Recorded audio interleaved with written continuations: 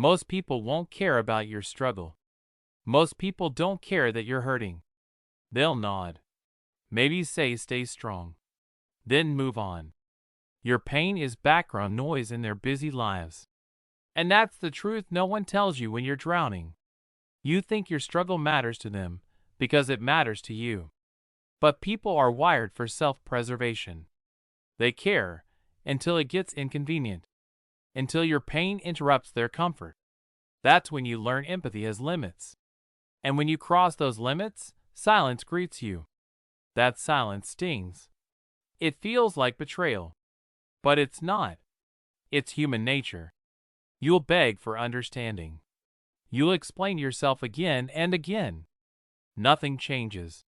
That's the disillusionment. Realizing nobody's coming to save you. Painful acceptance hits next. You stop waiting for sympathy. You stop explaining. You stop hoping. You start moving quietly alone. Because your struggle is yours. No one else's. And that's where empowerment begins. When you stop seeking validation from people too distracted to care. You take ownership of your pain. You weaponize it. You grow colder, sharper. You stop asking for help and start demanding results from yourself. That's when you become untouchable. Happiness is temporary.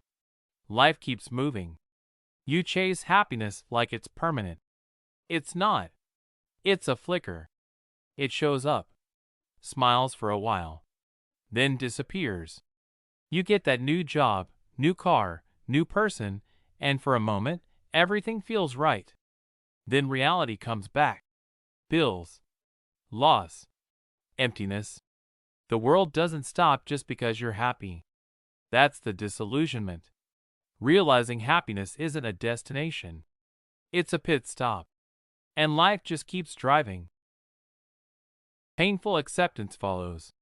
You start noticing how fast things fade. That laugh, that excitement, that sense of peace, all temporary. And it hurts because you thought you finally made it. You thought you were done suffering. But happiness isn't the point. Endurance is. Peace isn't found in constant highs. It's in surviving the lows. And then comes empowerment. You stop chasing happiness and start mastering stability. You learn to enjoy small wins without clinging to them. You stop expecting life to stay soft. You harden yourself, not to lose emotion, but to protect it. Because when happiness becomes a bonus, not a necessity, you finally start living. Time doesn't wait for anyone. Time doesn't care about your excuses. It doesn't slow down when you're tired. It doesn't stop when you're lost. It just keeps moving, ruthlessly, indifferently. That's the disillusionment. Realizing you've wasted years thinking you had plenty left. You thought you had time to fix things, to heal, to start, to become. But time was never yours to spend freely. It was always on loan. Painful acceptance hits when you start counting missed chances. All those tomorrows you kept promising yourself. Gone. No rewind. No redo. You wake up one day and realize the future you dreamed about expired. And that hurts. It's supposed to. Because it's the slap that wakes you up. Empowerment comes when you stop negotiating with time. When you stop saying later. You start saying now.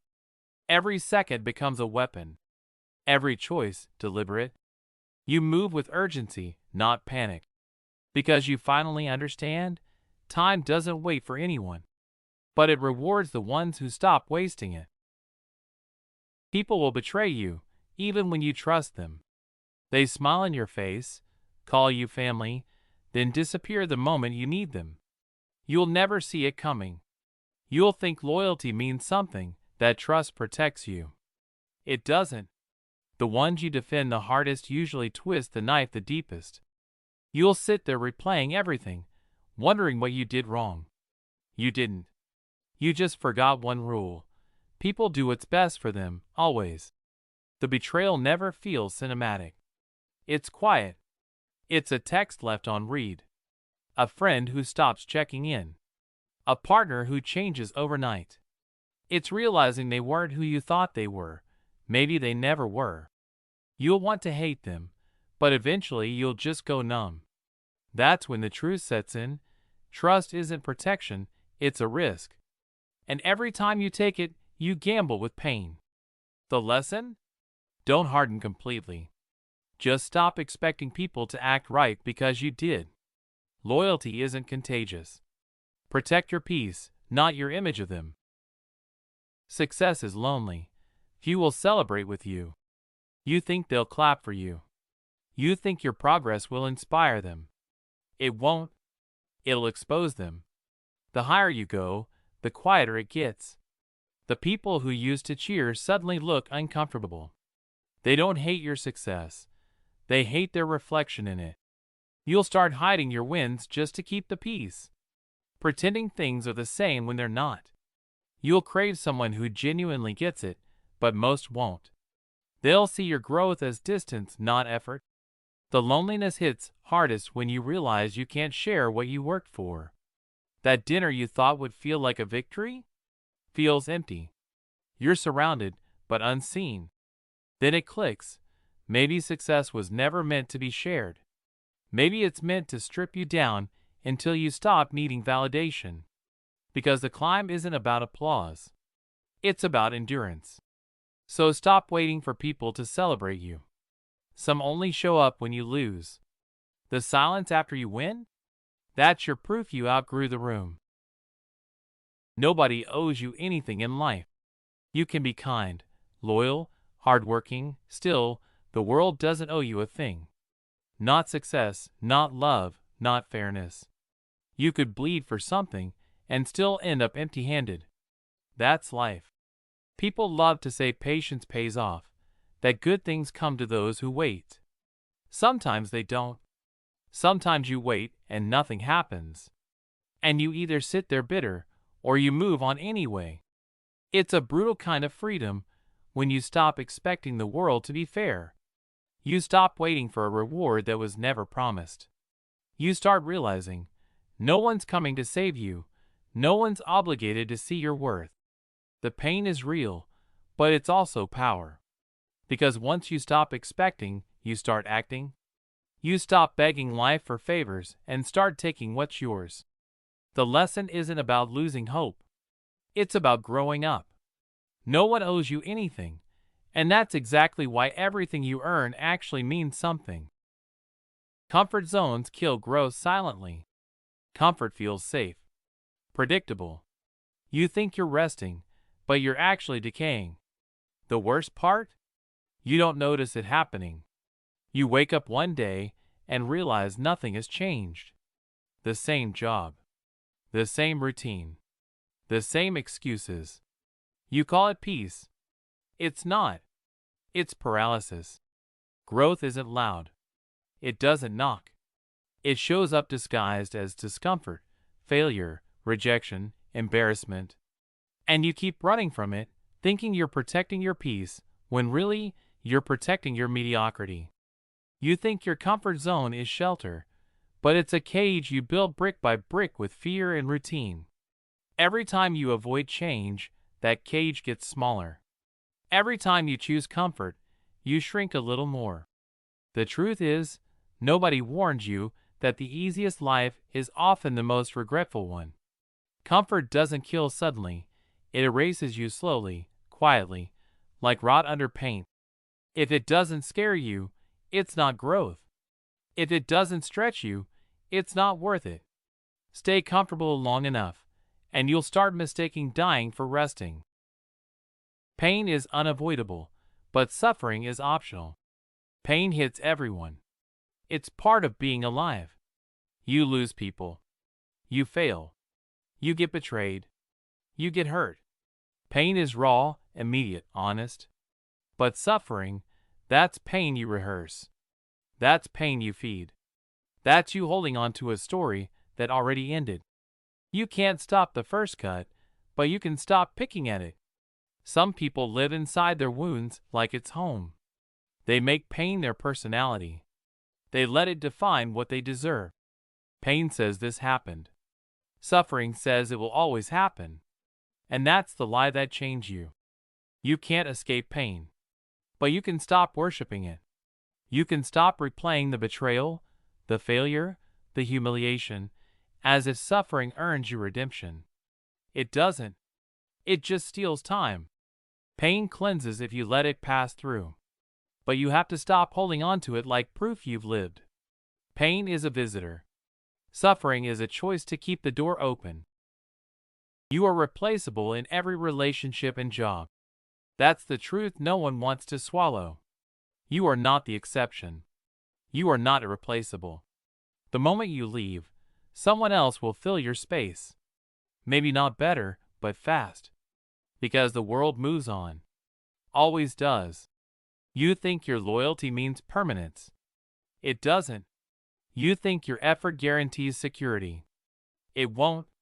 People replace people to protect their comfort, not because you weren't good enough, because attachment is convenient, not sacred. It hurts, realizing the world doesn't pause when you're gone. Your workplace finds a new face by Monday. Your partner laughs with someone else next year. The group chat moves on. At first, that truth stings.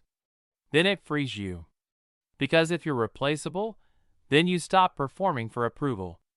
You stop begging for permanence. You start living for yourself, not to secure a spot in someone else's world.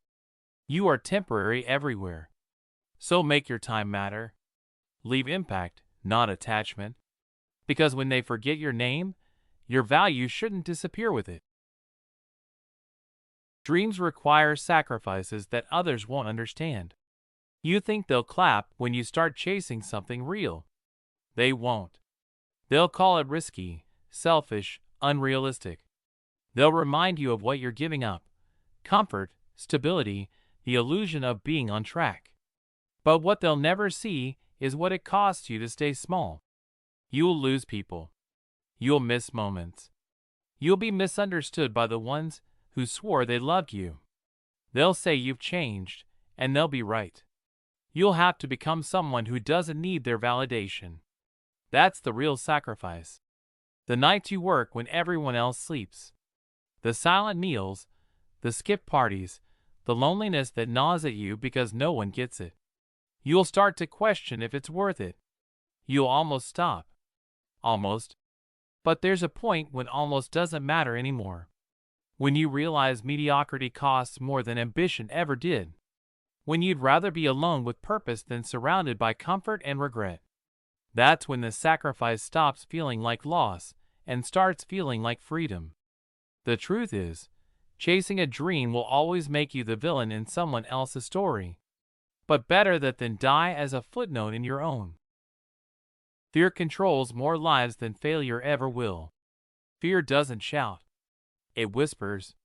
It tells you to wait, to prepare a little longer, to play safe. It sounds logical, reasonable. That's how it wins, disguised as caution. You think failure ruins people. It doesn't.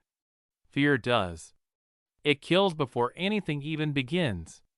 People rot in jobs they hate, stay in relationships that drain them, because fear tells them the unknown is worse. It's not. The unknown is just unfamiliar. Failure, at least, gives you data. It shows you where you stand. Fear gives you nothing but decay, slow, invisible, polite decay. You don't crash. You just quietly fade. There's pain in trying and losing, sure. But there's a deeper kind, the kind that comes from never trying at all. That quiet resentment that follows you into every room, every conversation. That voice that says you could've. Most people live on autopilot because it's easier than confronting fear. But if fear's in control, you're not living. You're just surviving time. Most advice is useless. Experience is the real teacher.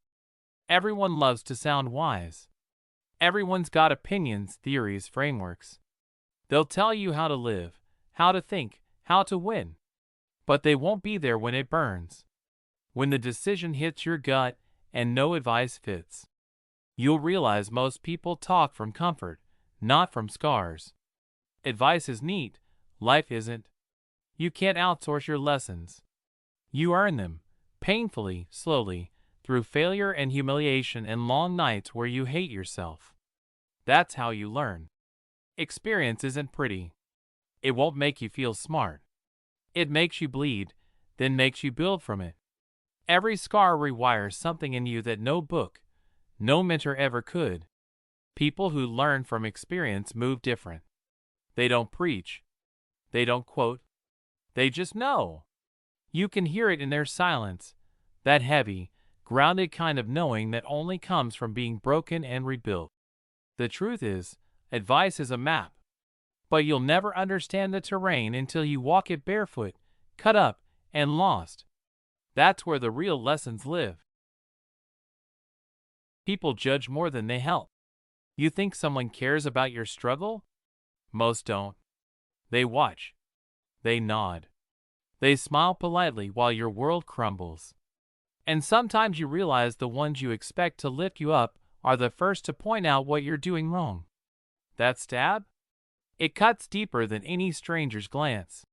You remember the time you reached out, hoping for advice, maybe even a hand, and all you got was criticism. It wasn't constructive. It wasn't kind.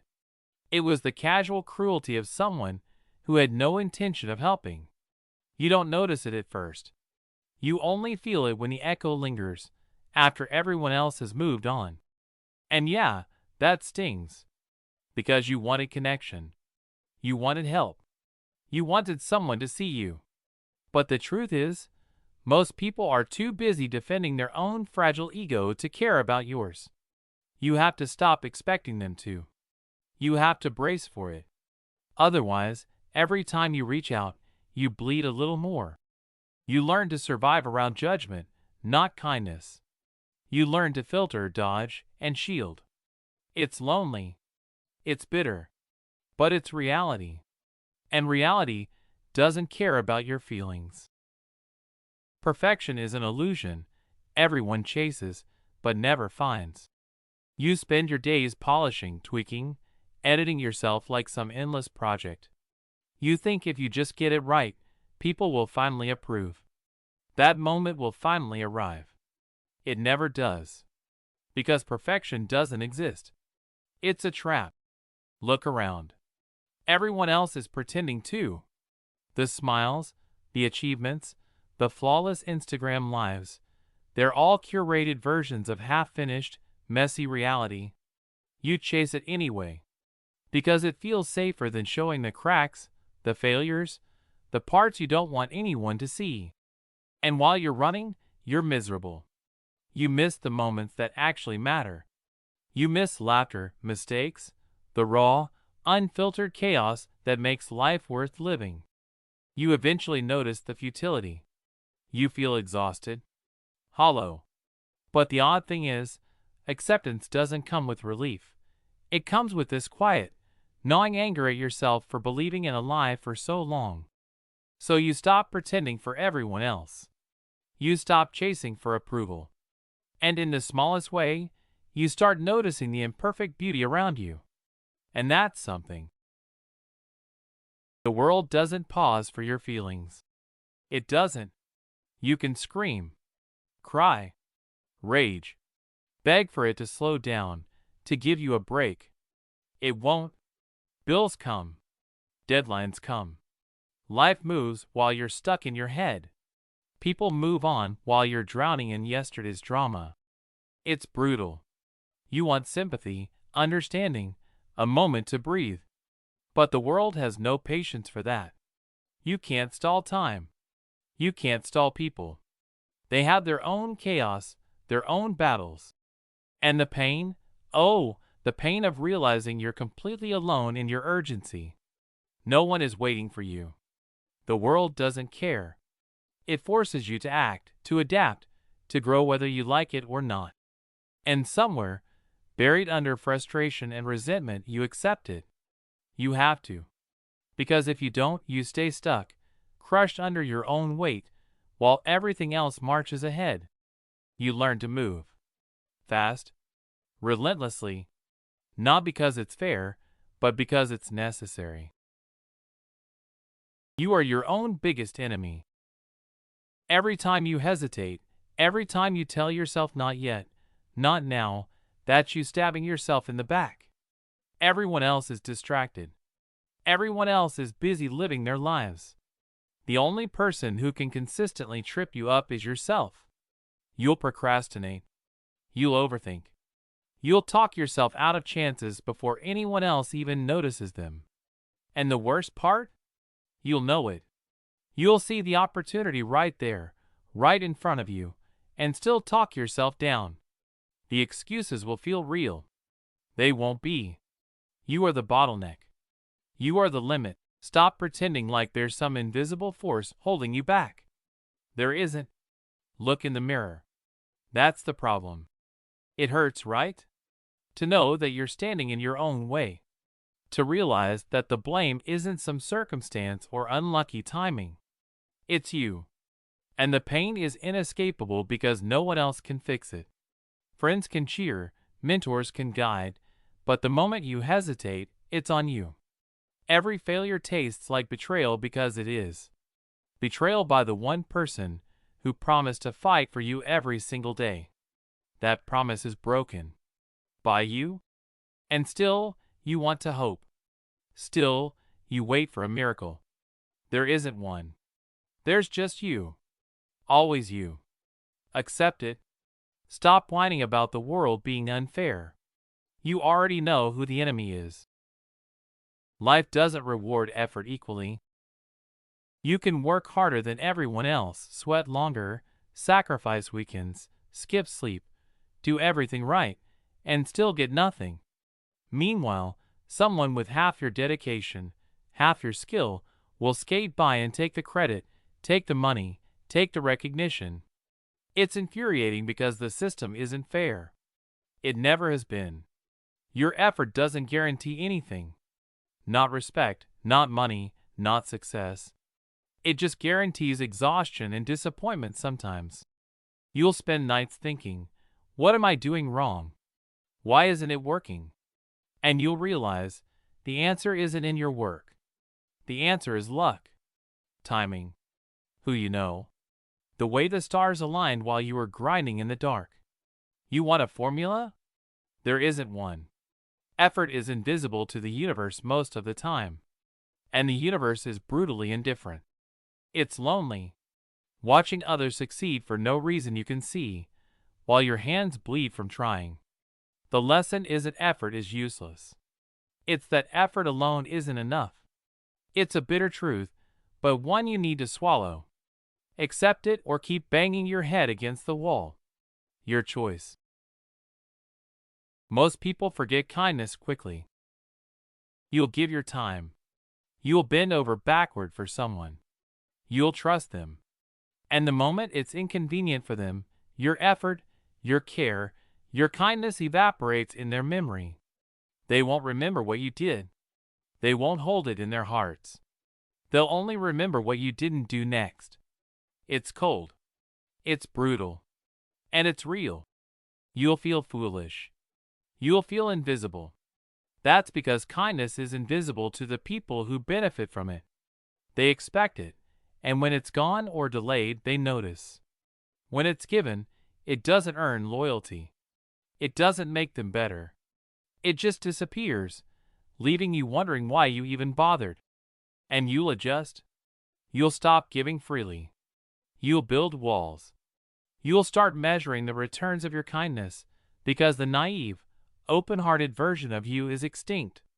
Accept that the world isn't grateful. Accept that your generosity will often go unnoticed. Then, maybe, you'll stop being surprised when it does. Expectations are the fastest path to disappointment. You think people owe you effort because you care. You think life should reward you because you tried. That's the trap. Expectation looks innocent, like hope dressed nicely.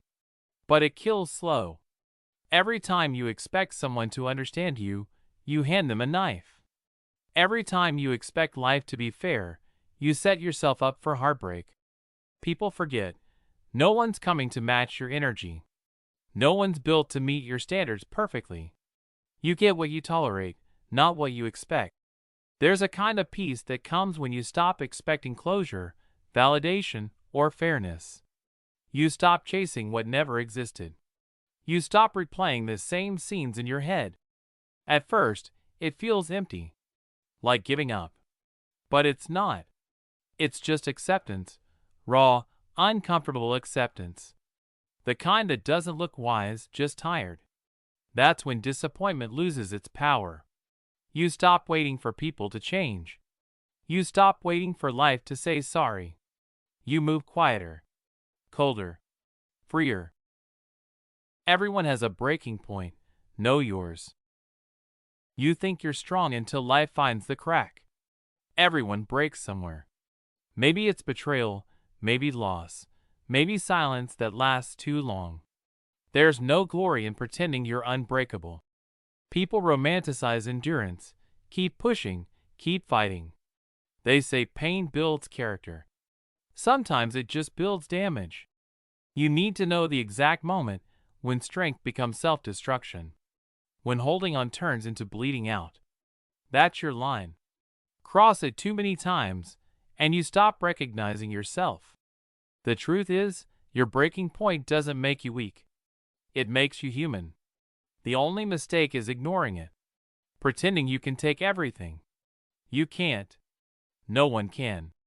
There's power in walking away before you shatter. There's wisdom in knowing which wounds don't heal right. You save yourself by stepping back, not by proving something to people who won't even notice when you fall apart. Success doesn't guarantee happiness. You climb. You sacrifice. You lose sleep chasing the thing you swore would fix everything. Then you get it and feel nothing.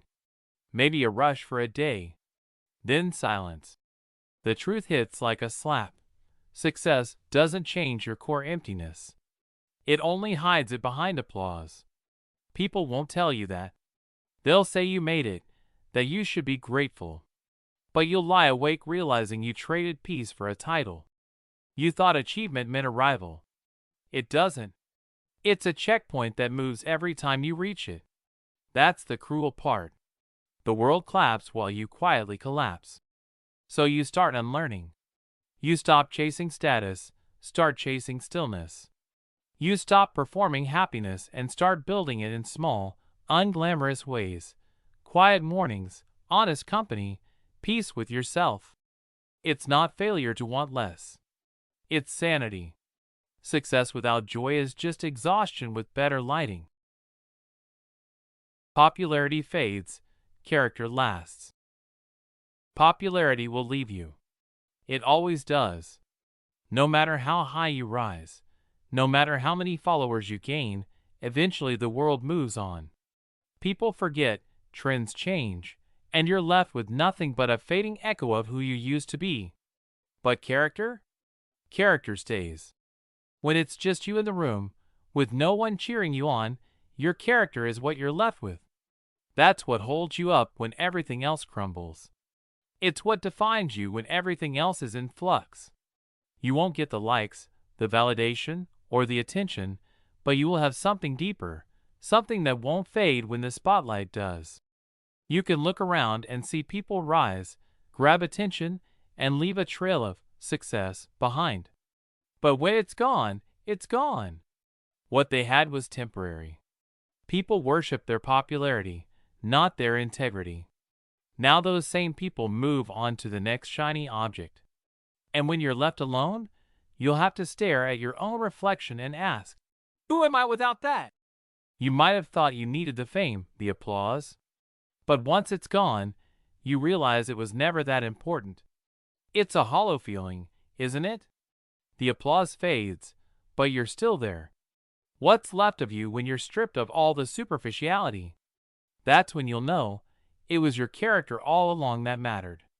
So build it.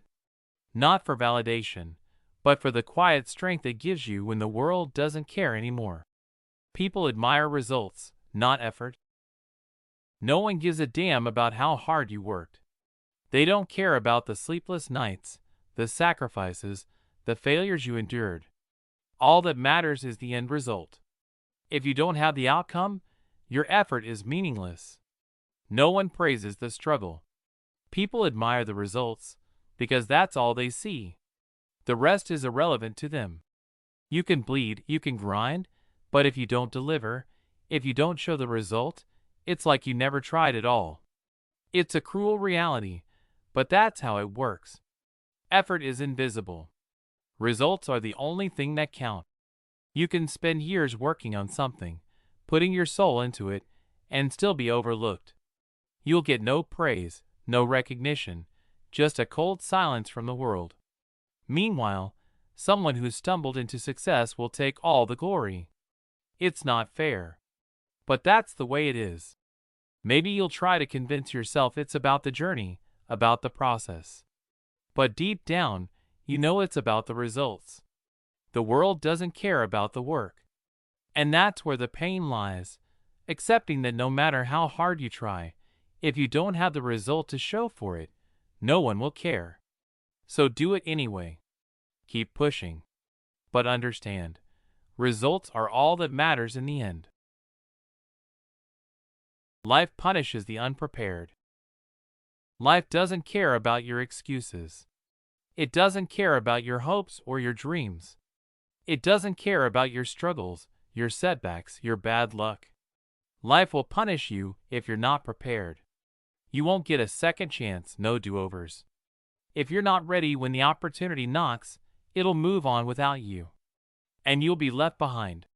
How many times have you been caught off guard? How many times have you thought you could just wing it, that things would somehow fall into place? Well, they don't. The world doesn't wait for you to figure it out.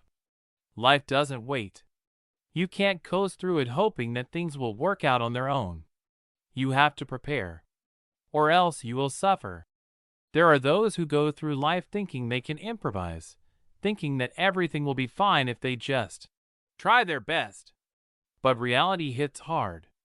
Unpreparedness is a death sentence in this world.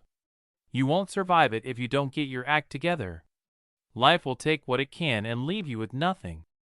You'll find yourself scrambling to catch up, wishing you'd done more, wishing you'd prepared, but by then, it's too late.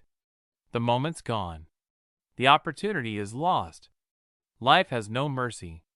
So accept that. Life isn't going to give you another chance because you didn't take the time to be ready. Get prepared, or get left behind. Complaining changes nothing. It doesn't. Not a damn thing. You can whine, rant, scream about everything, but it won't move a single thing forward. People around you will just tune it out, and nothing in your life will shift. Why? Because complaining is an excuse. It's the easiest thing you can do when you don't feel like taking responsibility. You're fooling yourself, thinking someone will come to save you, that something will magically change. The world doesn't care how much you hate it or how unfair it is. It doesn't owe you anything. All your complaints won't make people act differently. They won't change the situation. They won't change you. People will listen, nod, pretend they care. They'll go home, live their lives, and you'll still be stuck with the same crap. The same cycle. Again and again. Every time you complain, you're just wasting time, your energy, your voice. You're postponing what you need to do, because it feels easier to moan than to act. Complaining keeps you stuck in a loop of helplessness. It's an illusion. It convinces you that by talking about it, you're doing something. But you're not. You're just making noise. So stop. You're not solving anything by talking about how hard life is, how unfair people are. The minute you decide to stop complaining, you open a door to something different. A chance to step up, make a change, even if it's small. That's where real power is. Not in the noise, but in the silence that follows when you stop talking and start doing. People talk behind your back no matter what. They do. No matter how good you are. No matter how kind, how successful, how much you give, they will talk. It's not even about you. It's about them. People talk because they feel insecure, because they need to feel superior. They need to fill the emptiness they're carrying inside. You're just a convenient subject. And guess what? You'll never stop it.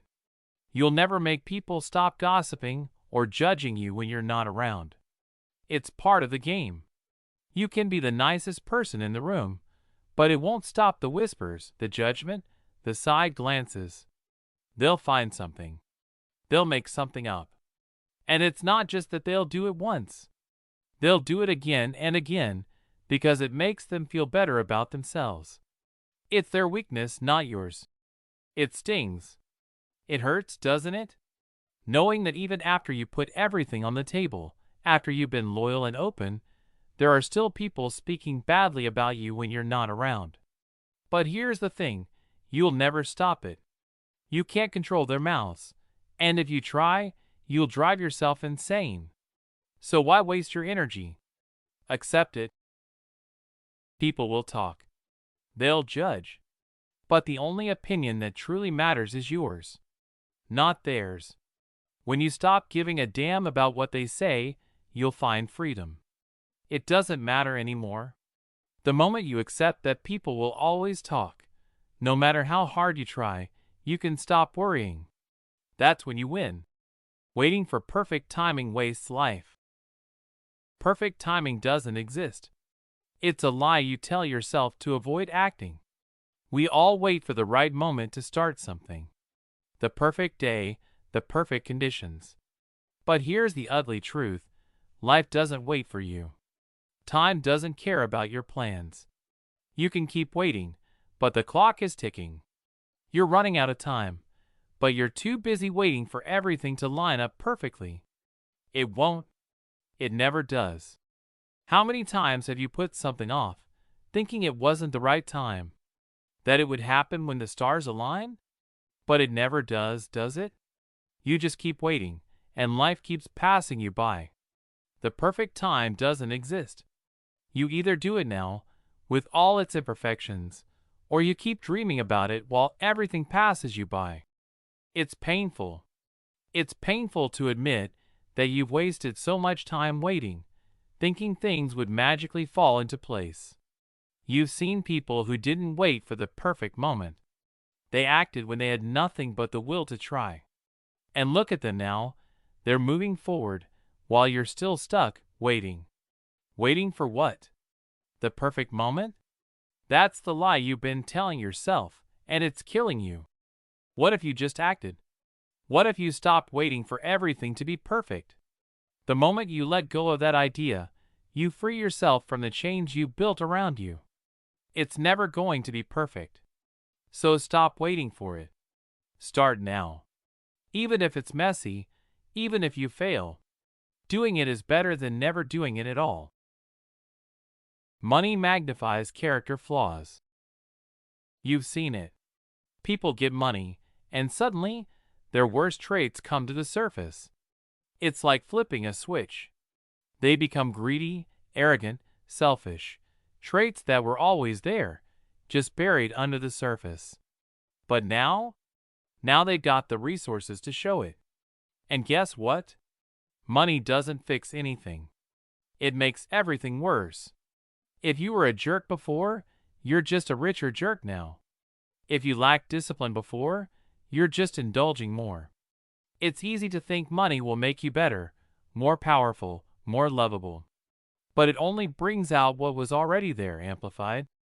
You're probably thinking about people you know. A friend who started a business and suddenly started acting like they were better than everyone else. Or a family member who finally hit it big and stopped caring about anyone. The thing is, the money didn't change them. It exposed them. People like that? They're not lucky. They're just lucky enough to have money now. It's uncomfortable, isn't it? Realizing that the success you crave could very well show you just how shallow, greedy, or dishonest you might actually be.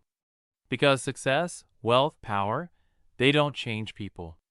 They expose them. And when you get that big payday, when the world finally rewards you, it might be more of a mirror than a trophy. It might show you a version of yourself you never wanted to meet. This truth isn't just a warning, it's a reality check. Money won't fix your character flaws. It'll just make them louder. If you're not doing the work to fix yourself now, don't expect money to do it for you. Because it won't. And when the world sees your true colors, it won't be forgiving. Most people quit before results appear. Let's face it, the first sign of struggle, and most people give up. They've all got dreams, they've all got aspirations, but they can't handle the grind. The truth is, the results don't come quickly. They don't come easily. And that's where the weak break. They start something, whatever it is, and the first bump in the road, the first taste of difficulty, and they walk away. They're done. You know these people. They start that diet, but the results don't show in 2 weeks, so they quit. They begin that side hustle, but nothing's coming in, so they throw in the towel. You've probably done it yourself. You start something new, and when things get hard, when the satisfaction is delayed, you throw your hands up and walk away. It's human nature. We want results now. But that's not how it works. And you know why most people quit? Because they don't see the path ahead. They can't see the results down the line, and so they're not willing to put in the work that's required. But here's the catch. It's not about the results today. It's about the work today. It's about putting in the hours when no one's watching, when nothing's coming back. But that's the hard part. That's where most people bail. And when they quit, they give up everything that was just beyond the horizon. The painful reality? The vast majority of people will never reach their goals. Not because they aren't capable, but because they quit too soon. And the worst part? They don't even realize they quit at the exact moment the breakthrough was about to happen. Approval is overrated. Self-respect isn't. You've spent too much of your life trying to get others to approve of you, haven't you? You've bent over backwards, said things you didn't believe, compromised your own values just to fit in, to be liked, to be accepted. We've all done it. But let me tell you, no one cares. No one will remember all the things you did to get them to like you. You're wasting your time. The truth is, approval is a fleeting high. It doesn't last. It's an empty pursuit that will never fill the void. And the worst part?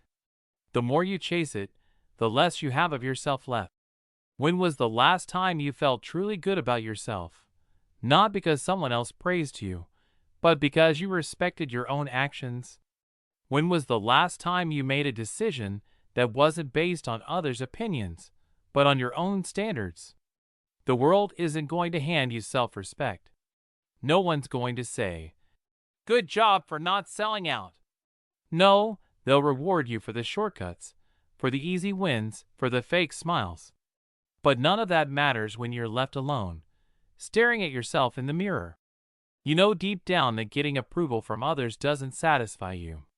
It's temporary, and it leaves you wanting more. But self-respect?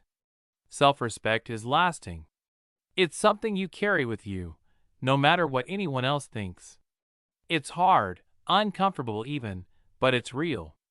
It's not based on likes, or shares, or applause. It's about looking at your own reflection and knowing you did the right thing, even when no one else saw it. That's what matters. So stop chasing approval. It's a hollow pursuit. Build self-respect instead. It's the only thing you'll have left when everything else falls apart. People love stories, not truth. They don't care about facts. They care about the narrative you build. You could stand there, telling the brutal truth, perfectly logical, perfectly clean, but it won't matter. People are drawn to stories, the drama, the highs and lows. The ugly truth? It's always buried in the background, behind the facade. It's not about what's right. It's about what feels right. It's everywhere. Look at the influencers, the politicians, the gurus. The loudest one is rarely the one with the deepest insight. They're the ones spinning the best yarn, giving people something to believe in. You see it in movies too. The underdog wins. The villain loses. The truth of struggle gets hidden behind the glitter, the rags to riches fairy tale that people want to live in. Nobody wants to hear how hard it is. Nobody wants to hear about failure, about constant grind, about the unfairness of life. They want the story, the one where everything fits into neat little boxes. But then, you sit there in silence. All the weight of reality crashes in. There's no fairy tale. You can tell yourself that people are interested in the truth. You can tell yourself that your genuine effort will matter. But the truth? The cold, uncomfortable truth is that people want the illusion, not the mess. You can either get bitter about it, or you can just accept it. Reality doesn't change for anyone. It doesn't matter how hard you work or how well you understand the facts. At the end of the day, the story is what gets remembered. So either you learn to tell it or you fade into the background. You can't fight it. You have to play the game. You want to be heard? Start telling stories, even if they're not true. Hard work is often invisible. There's a price to pay for working hard. It's the price of going unnoticed. The early mornings, the sleepless nights, the constant struggle, you're doing it, but does anyone care? No.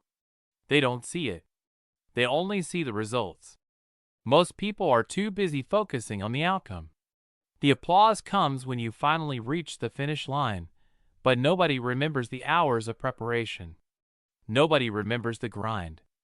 The reality? That effort doesn't count until it's rewarded. It's like you're in a room full of shadows, busting your ass while everyone else is getting credit for doing half the work. No one wants to acknowledge that the sweat and tears behind the scenes are what make the success happen. All they want to know is, did you make it? It hurts, doesn't it? To give it everything you've got, only to be overlooked. You can scream all day about how hard you worked, but it won't change anything. The system doesn't care. People only value the visible results. So what's the lesson here? You need to get comfortable with the fact that no one will recognize what you do until it's successful by their standards. That doesn't mean you stop working. It means you stop expecting validation. You're not here for applause. You're here to do the work. Keep your head down and push forward. Don't waste time wishing others would notice. They won't. But you will. And that has to be enough. Your mistakes define you more than your successes. Your mistakes stay with you. They stick to you. People will remember that one failure, that one wrong move, and no matter how many times you get it right after that, it's the mistake they'll remember. Your success is temporary. Your failure is permanent. It's how people will define you, even when you've earned 1,000 wins. It's how you will define you. Every screw-up leaves a scar. It doesn't matter if you make a comeback. It doesn't matter if you do better the next time. Those mistakes, they don't disappear. They're part of the narrative now. You could spend years trying to rebuild your image, trying to prove that you're more than your mistakes, but people won't care. Not really. They'll always see you as that person who did that one thing. The thing that didn't go right. The thing that left a mark. And that hurts. Because no matter how much you try to fix it, to patch it up, to move on, there's no erasing it. You'll never be able to completely shake the weight of that mistake. So what's left to do? You accept it. You embrace the fact that your mistakes are part of you.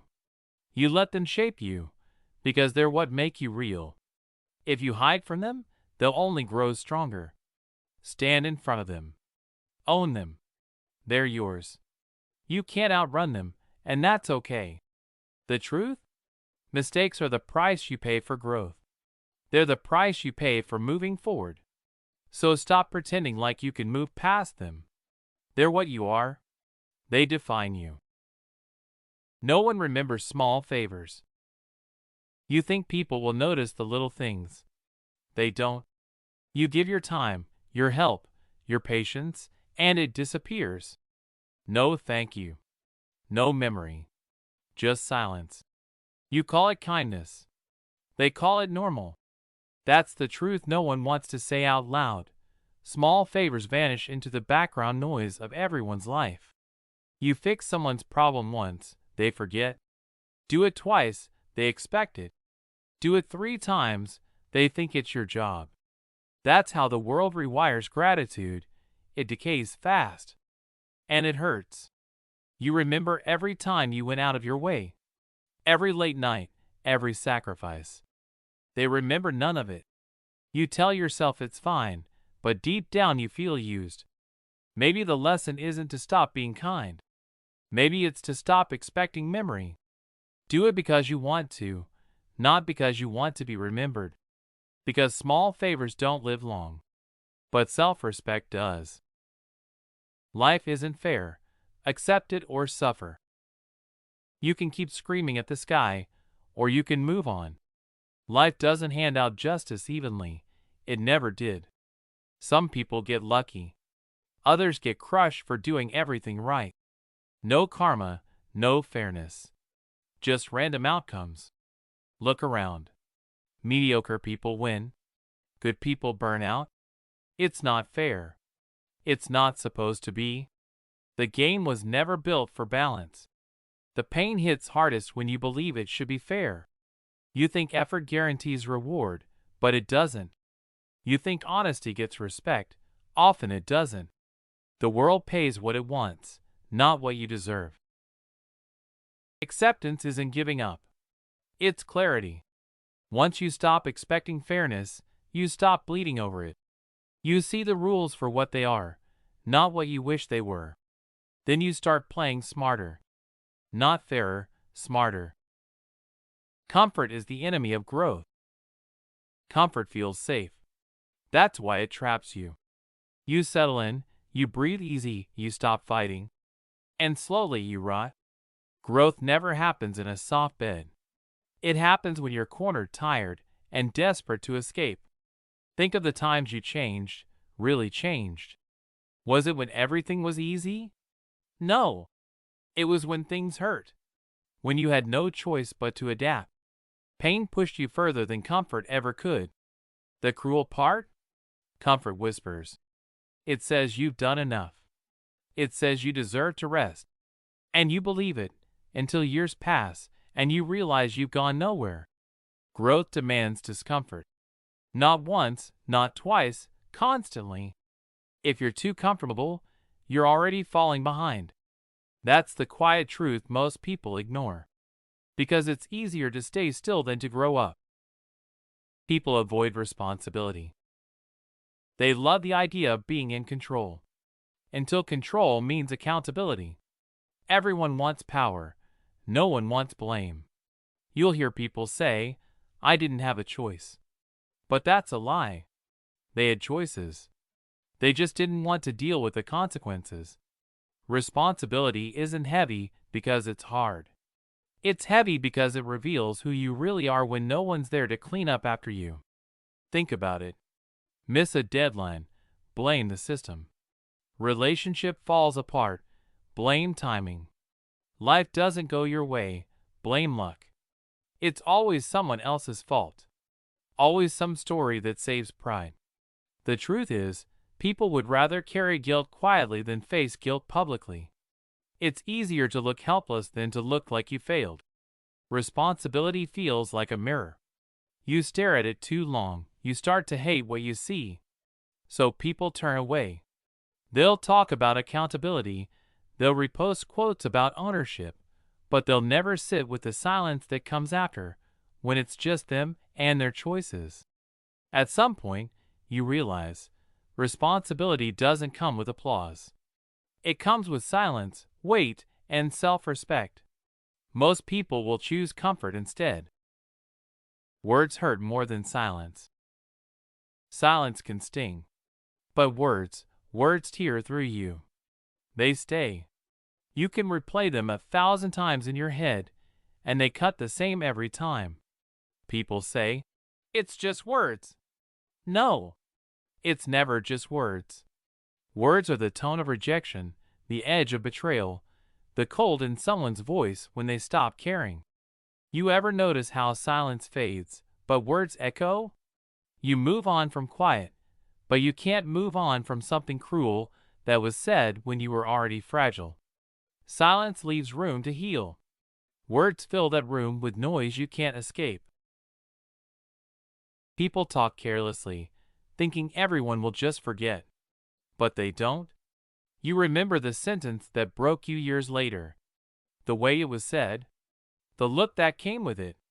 The exact moment you stopped trusting someone. That's not silence doing that. That's words. It's strange. Words are supposed to connect us. Yet they're what push us apart. Silence can be misunderstood, but words confirm the truth you were too afraid to see. Social media isn't reality. Everyone knows it, but no one lives like they believe it. You scroll, you compare, you feel behind, and you forget that it's all performance. The smiles, the filters, the captions that sound deep but mean nothing. People post highlights from lives that are mostly chaos off camera. What you don't see are the nights they cry, the fights, the insecurity behind every perfectly framed photo. You see the mask, not the mess. You see the illusion of control, not the collapse. The pain comes when you start measuring your real life against someone else's projection. You start doubting your pace, your worth, your joy. And that's how this whole machine wins, by keeping you addicted to comparison. At some point, you have to stop chasing validation that's built on air. Reality is quiet. It's messy. It's unfiltered and uncomfortable. But it's real. And that's something social media can't sell you. When you step back, you see it clearly. No one's life is as good as their feed. Not even yours. And that's okay. Everyone struggles silently. You think you're the only one drowning? Everyone's gasping underwater, just quieter about it. The coworker who always smiles, she cried in her car this morning. The guy who posts gym selfies, he's terrified of being alone. You don't see the cracks because no one wants to look weak. But the silence? That's where the truth hides. We keep pretending everyone else is fine. So we swallow our pain, rehearse our smiles, and keep moving. It's not courage. It's survival. And when someone finally breaks, we act shocked, as if we didn't see the exhaustion in their eyes every day. Here's the truth. People don't open up because no one listens without fixing, judging, or comparing. So they stop talking. And pain turns inward. Quiet, cold, familiar. You'll never really know who's struggling next to you. But you can stop assuming you're the only one. The silence isn't emptiness. It's the sound of everyone holding it together. Others' happiness doesn't guarantee yours. You see people glowing online and think, maybe that's what happy looks like. But you forget, it's a performance. A filtered illusion. Their joy doesn't owe you anything. It doesn't make your life smaller, but it sure can make it feel like it. You can chase their version of happiness forever. Money, validation, the perfect body, the perfect someone, and still feel hollow. Because happiness isn't contagious. It's not a shared playlist. It's personal, brutal, and consistent. Maybe you did everything right. Still feel empty. That's the part no one tells you. Because we were raised to think happiness is proof of success. But what if it's just another mask we wear to survive the day? Stop comparing. Their peace won't transfer to you. And chasing it only builds resentment. Sometimes happiness is quiet, unglamorous, inconvenient. But it's yours, not borrowed from someone else's highlight reel. Time reveals true friends. At first, everyone says they'll stay. They mean it, too. Until life starts shifting, and you realize who is showing up and who is just around. Time is ruthless like that. It strips away pretense. You stop hearing from people who swore they'd never fade. You reach out, and the silence stings. No fights, no closure, just distance. That's how truth enters, quietly through absence. Real friends don't always check in, but they don't disappear when it's inconvenient. They're the ones who remember when you can't even talk. You'll lose more people than you expect. And it'll hurt. You'll want to chase them. Don't. Because time has a way of cleaning your circle for you. Let it. Some bonds aren't meant to last. They're meant to teach you how to stand alone. And once you accept that, you stop begging people to stay who've already left in spirit. Not everyone who walks with you deserves to reach the end with you. Opinions don't equal facts. People think being loud makes them right. They confuse confidence with correctness. They'll die on a hill built out of half-read headlines and gut feelings. Truth doesn't care about your feelings, your beliefs, or how passionately you defend them. It just sits there, untouched, unmoved. You can scream your opinion all day, but gravity won't change, time won't slow down, and reality won't adjust itself to your comfort. That's the part that hurts. Most people don't want truth. They want validation. They want to win, not learn. I've seen people lose friendships, jobs, entire futures because they couldn't separate what's true from what they wanted to be true. They defend lies just to protect their ego. Then they wonder why their life keeps collapsing. At some point, you stop arguing. You realize truth doesn't need defenders. It survives on its own. You can choose to face it, or you can live deluded, thinking your opinion makes you special. It doesn't. Truth doesn't bend. It breaks those who refuse to see it. People fear change more than failure. Failure feels bad, sure. But change feels like death to most people. It threatens the little illusion of control they built.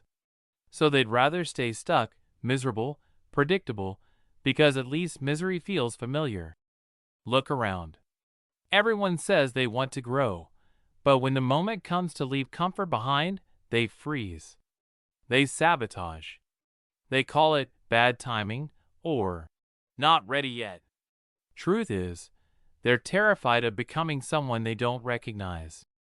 I've watched people walk back into toxic jobs, bad relationships, pointless routines, because the pain of newness scared them more than the pain of repetition.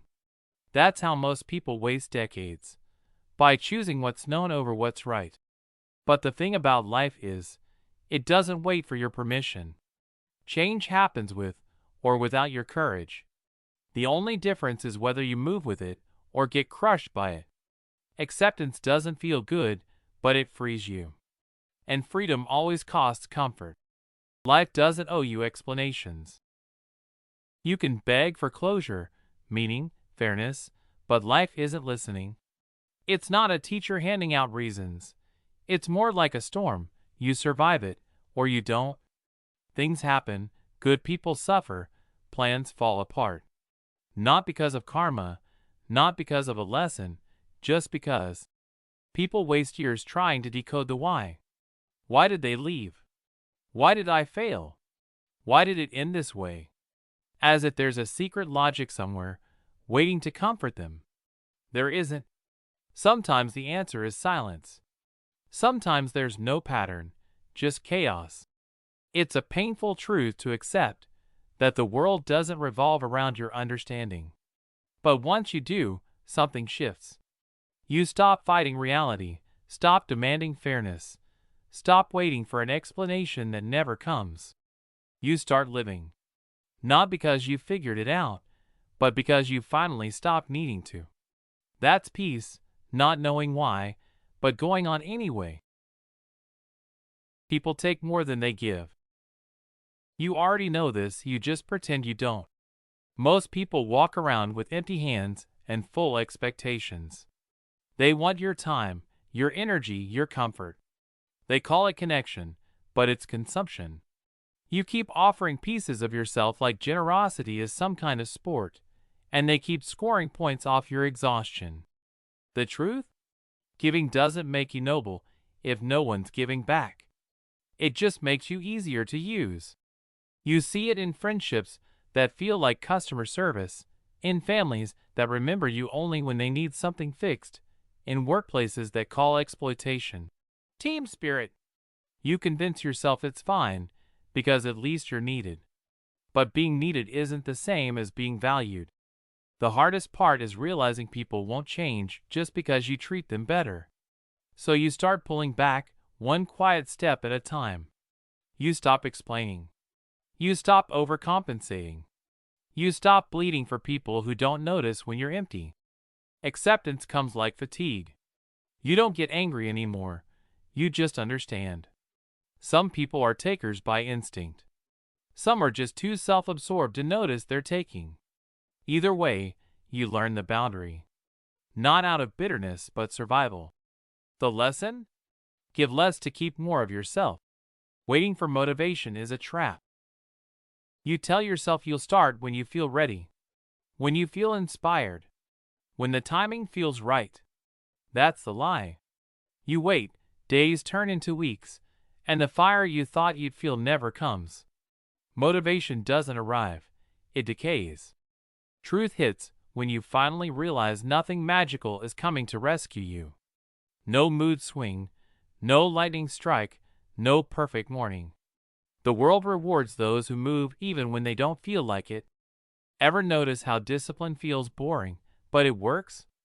You drag yourself through one miserable repetition, one half-hearted task, and somehow, momentum shows up after the pain, not before it. People think action follows motivation, but it's the opposite. You move, then you care. Pain creeps in when you realize how much time you've wasted waiting for a feeling. The missed chances, the lost consistency, the quiet guilt that piles up until it feels permanent. You don't need more motivation. You need fewer excuses disguised as patience. Acceptance is ugly. It's waking up and admitting that laziness wears many costumes: overthinking, self-doubt, perfectionism. You tear them off one by one until all that's left is you, unmotivated but still moving. The lesson? Do it first. Feel it later. Talent is overrated. Consistency wins. Everyone loves the idea of being gifted. It's cleaner than being disciplined. Talent feels glamorous. Consistency feels dull. But go look around.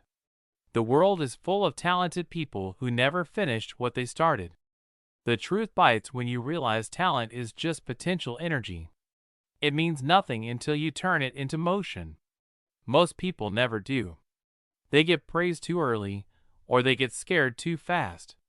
And the ones who keep showing up, boring and steady, they're the ones who actually build something that lasts. Examples are everywhere. The artist who practices daily while a genius doodles twice a year. The athlete who trains through monotony while another quits when applause fades.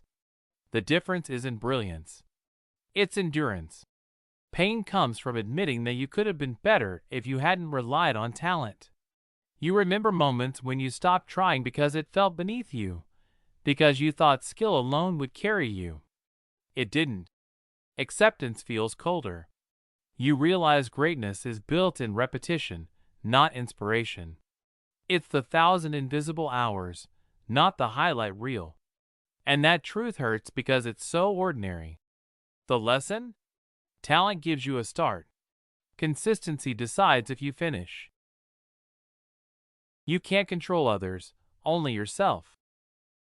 People love to think they can change others. They waste endless energy trying to make people behave the way they want. But it doesn't work like that. It never will. You can't control anyone else. You can't control their thoughts, their feelings, their actions. You can barely control your own most days. Trying to force someone to act differently is like trying to hold back a storm with your hands. It's futile. The moment you accept that, you stop wasting your time. You stop bending over backward, adjusting yourself, twisting into knots just to please someone else. They'll never act how you want them to, and when you finally stop trying, you'll realize how much of your own life you've been giving away. People are who they are. No amount of pleading, no amount of guilt tripping, no amount of force can make them change. You'll break yourself trying, and they'll just stay the same. Let them be. You're the one who needs to change. You're the one who needs to stop expecting others to meet you halfway when they never will. It hurts to accept that. It's painful. But that's the only way you'll ever get peace. You can only control how you react, how you respond, how you move forward. The rest? It's not on you. It's not in your hands. It's exhausting to keep trying. Stop. Most advice is colored by the giver's insecurities. Let's face it. The advice people give is often more about them than it is about you. They'll tell you to follow their path, take their approach, because it worked for them. But did it really work for them? Or did they just cling to whatever scraps of success they could find, and now they're trying to sell it to you as a formula for happiness? When someone tells you to, just be positive, or take risks, understand this. It's their fear talking. It's their inability to confront their own failures, so they hand you their half-baked answers, hoping you'll succeed where they didn't. They're not trying to help you. They're trying to feel better about their own mess. The worst part? You'll listen. You'll take their advice, try to follow their blueprint for success, and when it doesn't work, you'll wonder what went wrong. You'll blame yourself. But the truth is, you aren't working with a clear map. You were handed someone else's scrambled, unfinished path. They'll never admit it, of course. But look at their advice through a lens of honesty. This isn't about you. It's about their own fear, their own regrets. Stop accepting advice just because someone's been through something. Ask yourself, why are they telling you this? What do they need from you? Most people are selfish, accept it. Let's not kid ourselves. Most people are selfish. And the sooner you accept that, the better. You'll waste so much time thinking people care about you, about your well-being, about your goals, but deep down, they only care about themselves. They'll pretend to care, they'll offer you just enough attention to keep you hooked, but the moment it gets tough, they're gone. They'll walk away. It's painful to admit. You want to believe that people will show up for you, but they won't.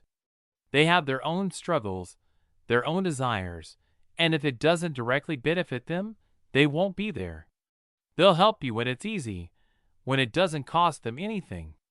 But when it gets real, when it's not convenient for them anymore, you'll be left holding the bag.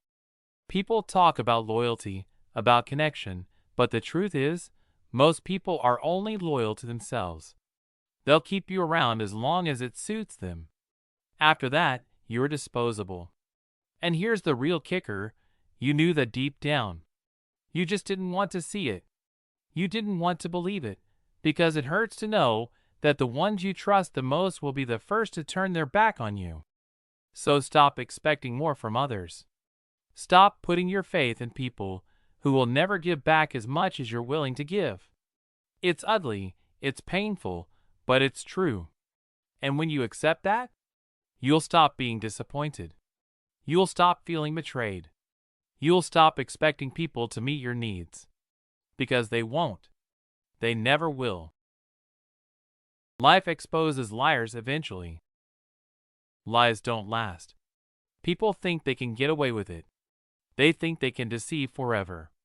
But no, life has a way of peeling back layers, exposing the truth even when you try to bury it under layers of words. It might take time, but when that moment hits, when the truth finally breaks through, it's like a slap in the face. Nothing stays hidden. Everyone who's lied, every person who's manipulated, thinks they're smarter than the rest. They think they'll keep winning. But there's always a point where the mask slips. You'll see it in their eyes, in their words, in the way they react when they're called out. And you always know that the truth will surface. It's inevitable. You start questioning your own trust, your own ability to see things clearly. How could you have believed them for so long? How could you have missed the signs? And yet, life forces you to see it, unforgivingly. And it hurts. It burns, because when you trust someone, you open up. But when they lie, it feels like you're left exposed, vulnerable, and deceived.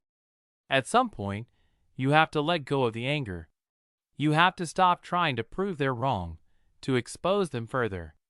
Life already did that for you. Let them deal with their own consequences. It's not on you anymore. The lies, the deceit, they'll fall apart on their own. The truth always finds a way out. You can't stop it, no matter how hard they try to hide it. The lesson? The truth is always stronger than any lie. Don't waste time trying to hold on to false narratives. They'll crumble. Sooner or later, life will show you who's real and who's not.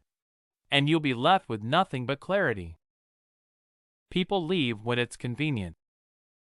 It's brutal, but it's the truth. People will always leave when it suits them. When it's no longer convenient, when the pressure becomes too much, or when they see an easier option, they'll walk away without hesitation. And there's nothing you can do about it. It's easy for them to say they care. It's easy for them to promise loyalty. But when life gets tough, watch how fast they vanish. You've seen it before. You've been there, holding on, trying to fix things, to make it work, and in the end, it's always the same. You're the one left holding the bag. You're the one left cleaning up the mess. The ones you thought would stick around? Gone. The ones who swore they'd be there for you? Gone. And there's no reason for it. No explanation, no apology, just a silent exit. It stings. It cuts deep because you believed in the bond. You trusted that things would stay solid. But they don't. People don't. They leave when it gets uncomfortable, when the stakes get higher, when they realize the situation isn't worth the cost. And they don't care about the damage they leave behind. You can sit there and blame yourself. You can spiral into the "what did I do wrong?" But at some point, you've got to accept that it's not you, it's them. People leave for convenience. And no amount of pleading, no amount of regret is going to change that. The lesson? Don't count on anyone to stay if the situation changes. People leave when it's convenient for them. Don't build your happiness around the idea that they'll stick around forever. They won't. Criticism often reflects the critic, not you. You ever notice how the harshest criticism comes from the people who are the most insecure? It's not about you. It never was. It's about them, and their need to tear you down so they can feel better. They'll find every little flaw, every tiny imperfection, and magnify it. They'll make it seem like you're the problem, but it's not you. It's them. Criticism is easy. Anyone can throw stones, anyone can judge, especially when they've got nothing better going on in their own lives. They need to make you smaller so they can feel big. But the truth is, their words say more about their own fears, their own insecurities, than anything to do with you. And the worst part? It makes you question yourself. You wonder if they're right, if maybe there's some truth to what they said. And it messes with your head. You start second-guessing, you start doubting your worth, your choices. And for a second, you might think, maybe they're right. Maybe I'm not enough. But here's the thing, it's not you. It's their reflection, their flaws, their failures. When someone criticizes you, they're telling you more about themselves than you'll ever know about them. The lesson? Don't internalize other people's crap. Criticism says more about the critic than it does about you. Take it, process it, but don't let it define you. Don't let their insecurities become your burden. Success attracts fake relationships. The more successful you become, the more people start acting like they want to be around you. You think it's because they like you, but deep down, they want something from you. Your success becomes their ticket to something they've been craving: status, money, opportunity. And they'll lie. They'll pretend to care. They'll tell you what you want to hear. But they don't give a damn about who you are. It hits you hard when you realize it. You've been played. You've been the fool. All the time you thought you were surrounded by people who actually had your back, when in reality, they were there to use you. They only showed up when you had something to offer, when you were at your peak. And as soon as that goes, so do they. It's gut-wrenching. You start questioning everyone around you. Who's real? Who's fake? Who's actually here for the long haul? And who's just riding your coattails? The worst part is, you'll never fully know. The fake ones get so good at hiding it, you'll question yourself before you question them. So accept it. Success is a magnet for opportunists. They'll come with their sweet talk, their fake smiles, and their "I care about you" speeches. They won't stick around when things get tough. They're not friends. They're users. So stop wasting time hoping things will be different. The only person you can rely on is yourself. Everyone else? They're just waiting for you to slip so they can move on to the next target. Success has a way of showing you who's real. It's brutal, but it's a lesson you need to learn. The quicker you face it, the better. When you stop needing their approval, when you stop clinging to the idea of friendship, the sooner you'll see through the fake smiles and empty words. Don't let your success blind you. Not everyone who shows up in your life deserves to be there. Life punishes procrastination harshly. Every time you put something off, life is keeping score. It doesn't care if you have reasons or excuses. The longer you wait, the more you'll have to pay for it. And make no mistake, life doesn't forget. Every single time you tell yourself I'll do it tomorrow, you're just digging yourself into a deeper hole. That tomorrow becomes another tomorrow, and the cycle continues until you're buried in regret. It's easy to think you have time. It feels like you're in control, like you can just hit pause and everything will wait for you. But it won't. Time doesn't care if you're ready or not. And when the clock runs out, you'll be left with nothing but the mess you refused to clean up yesterday. No one is going to save you from that. Not your friends, not your family, not some motivational speech you heard last week. You're the only one who can do something about it. But that's not the hardest part. The real pain comes when you start realizing the consequences. When you see the doors that were wide open for you yesterday are now closed, locked, and you don't have the key. The opportunities you could have seized have slipped through your fingers. The chances you could have taken are gone. All because you couldn't stop procrastinating. It's harsh. But this is life. It punishes weakness, indecision, delay. You can try to blame others, but it's on you. Every time you fail to act, life comes at you harder, faster, and more mercilessly. The more you delay, the more you build up the weight of your own inaction. It doesn't stop until you're crushed under it. So stop waiting. Stop hoping for a better time that'll never come. The time is now. If you don't act, life won't hesitate to remind you of that.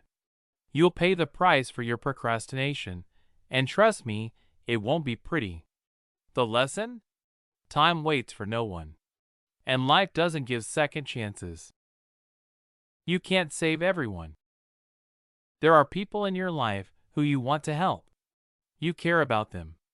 You see their struggles, their pain, their potential, and you want to be the one to pull them out. But here's the ugly truth: you can't save them. No matter how hard you try, no matter how much you give, you can't fix what's broken inside them. It feels wrong, doesn't it? Watching someone drown and not being able to pull them up. You want to believe you're the hero, the one who can change everything. But sometimes the damage is too deep. Sometimes the person you're trying to save doesn't even want to be saved. You'll waste time. You'll waste energy. You'll exhaust yourself trying to fix someone who isn't ready to change. And when you do, you'll realize it's all been for nothing. You'll feel bitter. You'll feel angry. You'll feel betrayed, not by them, but by the fact that you thought you had the power to fix everything. You didn't. At some point, you have to accept it. You can't save everyone. You can't fix someone's life if they're not ready to help themselves. The sooner you accept that, the sooner you stop wasting time on people who will only drag you down. The sooner you can start focusing on your own growth, your own healing. That's the harsh reality. You can't be everyone's savior. And no matter how much you care, no matter how much you love them, if they don't want to change, there's nothing you can do. So stop trying. Stop putting yourself through the pain of watching someone sink while you're holding out a lifeline they don't want to grab. You're not here to fix everyone's life. Focus on your own. That's enough. Happiness is a choice, but pain is inevitable. You can say all you want about choosing happiness. You can plaster it on Instagram and tell people they just need to make the right decision to feel better. But that's just a distraction. Pain isn't optional. It doesn't ask permission. It doesn't give you the luxury of choosing when it shows up. It will find you, whether you like it or not. That's the reality of life. You think you're free from it? You think just because you wake up one day and decide you're going to be happy, that's all it takes? That's not how it works. Life is gonna punch you in the face when you least expect it. Doesn't matter how much positivity you surround yourself with, it's coming. And if you can't take the punches, you'll get knocked out. So let's stop pretending like happiness is some magic pill you can just swallow. It's not. Pain is always there, lurking. That's life. It doesn't owe you anything. But here's the thing. We're taught to avoid pain, to get rid of it. We're told that pain is a sign of something going wrong. But pain? Pain isn't the enemy. Pain is the lesson. You have to learn to live with it, not fight it. Embrace it, or it will keep showing up in ways you don't want to deal with. You get stronger through the pain, even if it doesn't feel like it at the time. So, the sooner you realize that pain is inevitable, the sooner you stop wasting energy trying to avoid it. It's not going anywhere.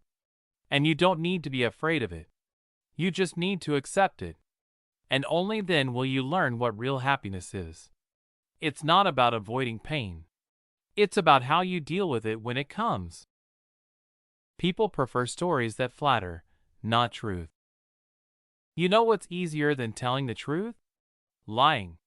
It's simpler, quicker, and more comfortable. People don't want to hear the ugly, messy truth. They'd rather hear something that makes them feel good. That's why stories that flatter, that paint a perfect picture, always get more attention. They appeal to people's ego. But you're not fooling anyone. The truth doesn't care about feelings. The truth doesn't care if it makes people uncomfortable. It just is. And yet we go out of our way to avoid it. Look around. Who gets more praise? The person who tells the hard truth, or the person who spins a nice little fairy tale? People will line up to hear the comforting lie, and they'll walk away from the harsh reality every time. They'd rather pretend everything is fine. They'd rather surround themselves with a cocoon of comforting lies. They'll tell themselves that life isn't so bad, that they're not failing, that everything is just fine, until it isn't. And when the truth finally hits them, they'll wonder where it came from, like it was some random act of violence. But it wasn't. It was there the whole time. You just chose to ignore it. The reality is, most people can't handle the truth. And that's why we're stuck in this cycle. We surround ourselves with stories that flatter us, that tell us we're okay, when deep down, we know we're not. We need to stop lying to ourselves. We need to face the truth, ugly as it may be. Because the longer we run from it, the more it will catch up with us. Your comfort zone is shrinking your potential. You think you're safe, right? Comfortable. Everything is familiar. You wake up, go through the same motions, follow the same routine. That's your comfort zone. It's your little bubble, your security blanket. But guess what? That bubble is shrinking. Every time you choose comfort over growth, every time you take the easy path, your world gets smaller. You stop expanding. You stop becoming the person you could be. At first, it doesn't feel like much. Maybe it feels cozy. Maybe it feels like a place where you can rest, take a break from the chaos. But over time, that rest becomes a prison. You stop challenging yourself. You stop facing fears. You stop risking. And when you stop taking risks, you stop growing. The longer you stay in your comfort zone, the more stagnant you become. The more you hold yourself back. Your potential? It's waiting. But it's not going to show up until you leave the safety of the familiar. You need to get uncomfortable. You need to risk failure, risk embarrassment, risk disappointment. Because every time you step outside your comfort zone, you take a step toward your real potential.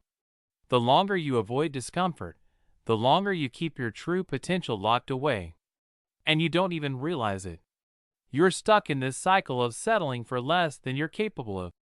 If you keep living in that bubble, you're never going to break through. The only way to expand, to grow, is to step out. To risk feeling uncomfortable. To stop hiding from challenges. The potential you think you have? It's beyond that comfort zone. But you'll never reach it unless you leave what's easy behind. And you know what? You're the only one holding yourself back. Regret lasts longer than failure. Failure stings. Regret rots. You can move on from the thing that didn't work. You can't move on from the thing you never tried.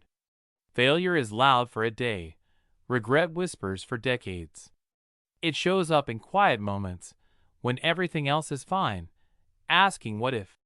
Most people spend years avoiding failure, but what they're really doing is collecting regret one safe choice at a time. You'll tell yourself it's smart, that you're waiting for the right time. You'll call it patience. It's fear with better PR. It's the job you didn't apply for. The person you didn't tell the truth to. The version of yourself you left waiting in another life. That one hurts, because you know it's still out there, untouched. At some point, you realize failure has an ending. You fail, you learn, you move. Regret just lingers. It doesn't break you all at once, it erodes you slowly, politely, until you wake up and can't tell if you're living or just managing time. Let yourself fail. Fail hard. Fail often.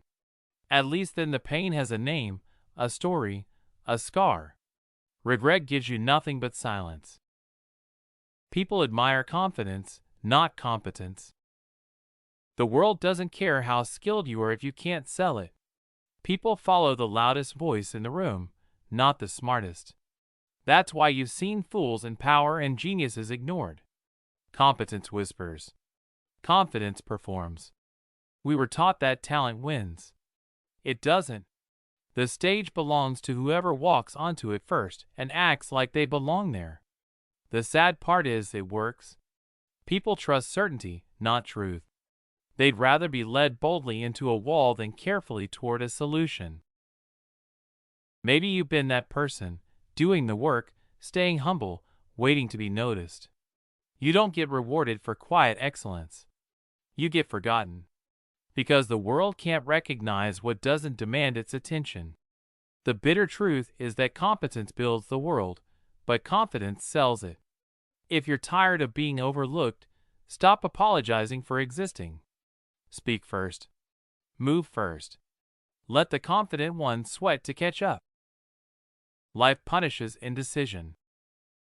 Indecision feels safe because it postpones pain. But that delay is a trap. Every moment you hesitate, life makes the choice for you, and it rarely chooses kindly. You think you're being careful, collecting data, waiting for clarity. What you're really doing is bleeding time. Opportunities expire quietly. People stop waiting. The world moves, and you stay still, rehearsing your maybe. When you can't decide, you invite chaos. The job goes to someone else. The relationship cools off. The chance evaporates. And you tell yourself it wasn't meant to be, when really, you just didn't pick a direction. Life doesn't reward neutrality. It rewards momentum. Even the wrong choice teaches faster than hesitation ever will. Pain from action heals. Pain from inaction festers. Decide, even if your hands shake. The punishment for indecision isn't failure. It's watching your life get decided without you. Most people fake interest in your life. You think they care. They don't. Most nod, smile, ask questions they already forgot the moment you spoke. And you tell yourself it's fine. Maybe they're busy. Maybe they just have their own stuff. But look closer. They check their phone while you're mid-sentence. They laugh at the wrong moment.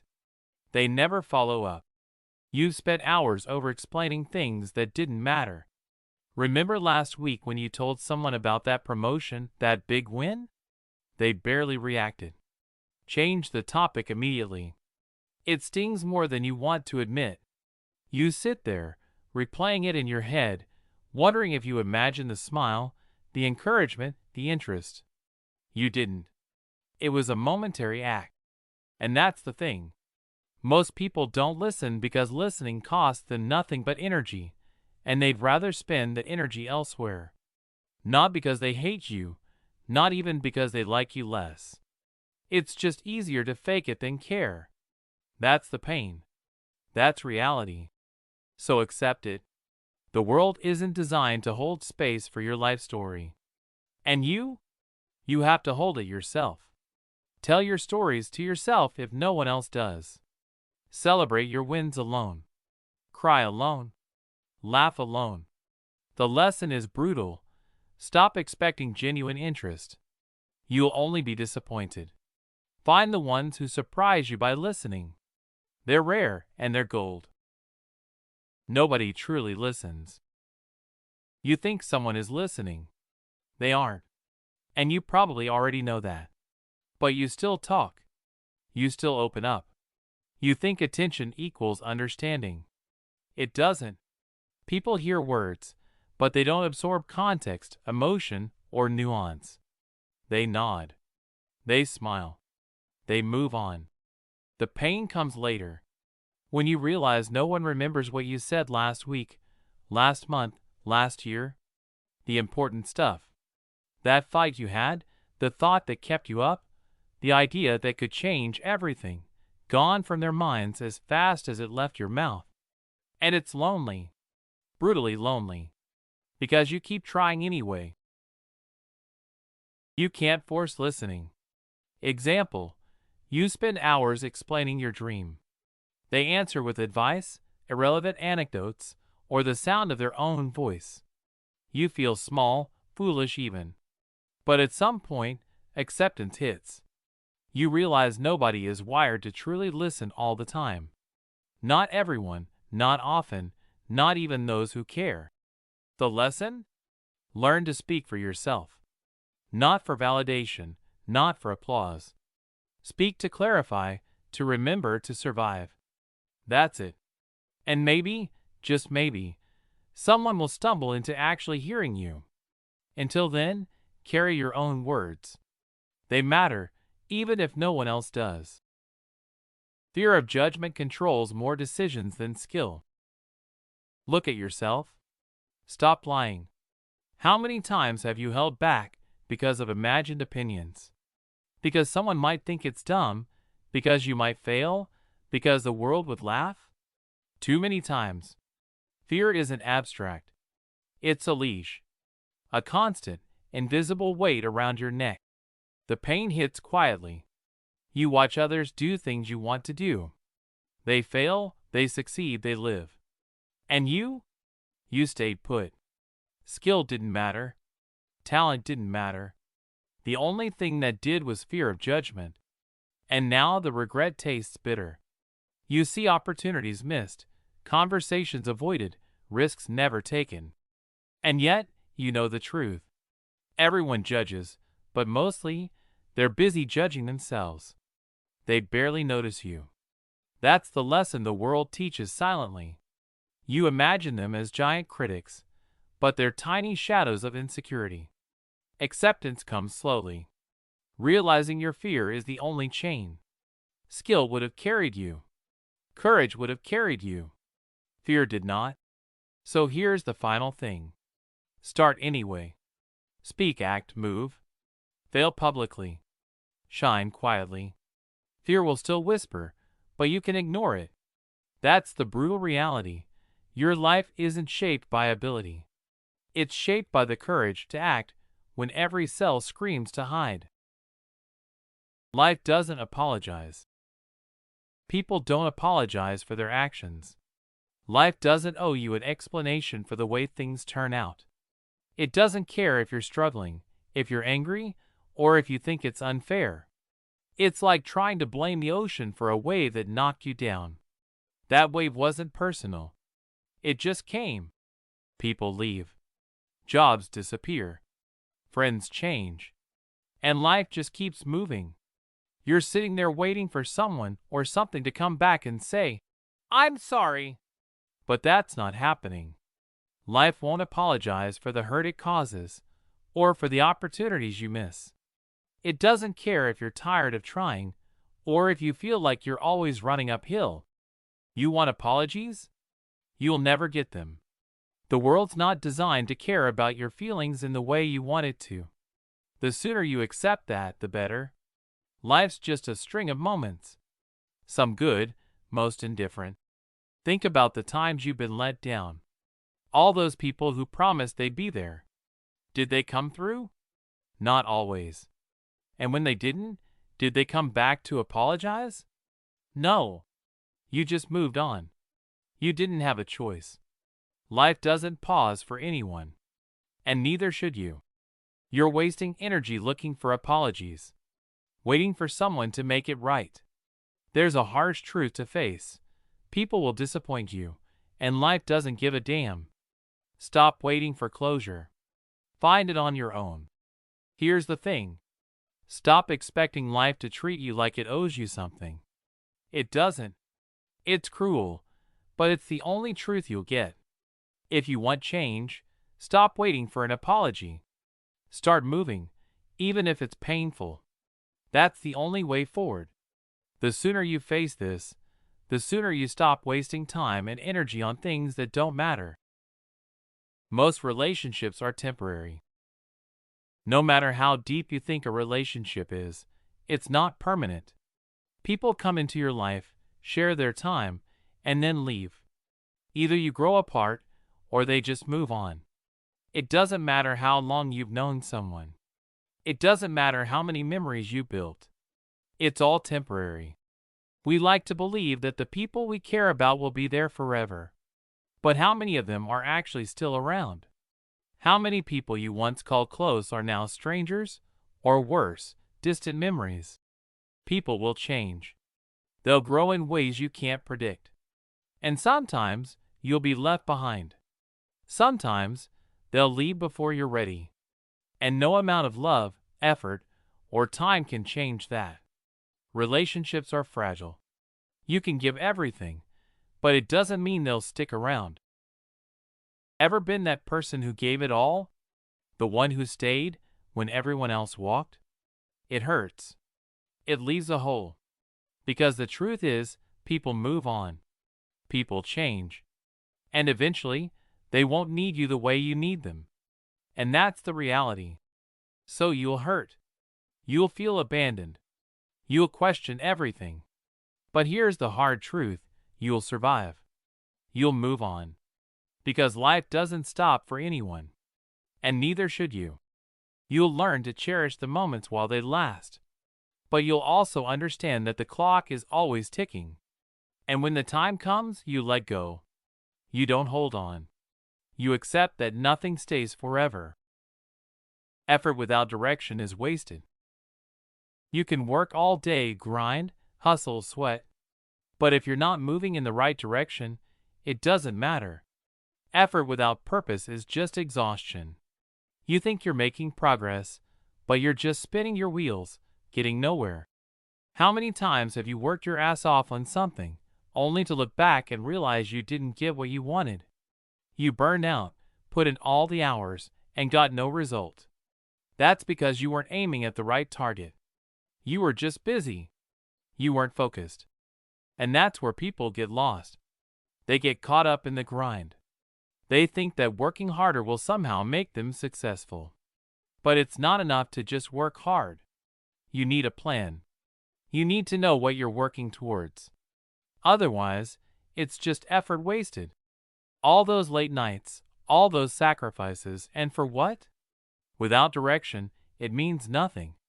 You can give 110% of yourself, but if you don't know where you're going, you'll end up nowhere. This is the most brutal truth of all, because the world will tell you that hard work is all that matters. They won't tell you that hard work without direction is the most dangerous thing you can do. It will break you down. You'll waste your time and energy on things that don't matter. So stop. Stop grinding for the sake of grinding. Stop pouring your energy into empty projects. Get clear on what you want. Set a direction, and then go. Everything else is noise. Without a target, it's just chaos. And you'll regret it. People value appearances over substance. The truth is, the way you look, what you own, how you present yourself, that matters more than anything you've done. You think the world cares about your deep thoughts or the value you bring to the table? They don't. They care about how you come off, how shiny you look. It doesn't matter how hard you work or what's inside. People will judge you based on what's on the outside, and that's not going to change. No matter how genuine you are, no matter how much you try to show you're more than your image, the first impression always wins. You get one shot at it, and you can't take it back. Look around you. People are obsessed with looks, status, what's trending. How many times have you seen someone get ahead simply because they fit into the mold? Not because they were the best at what they do, but because they looked like they were. Those with money, followers, a perfect smile, they always seem to get what they want. And it's not fair. But that's reality.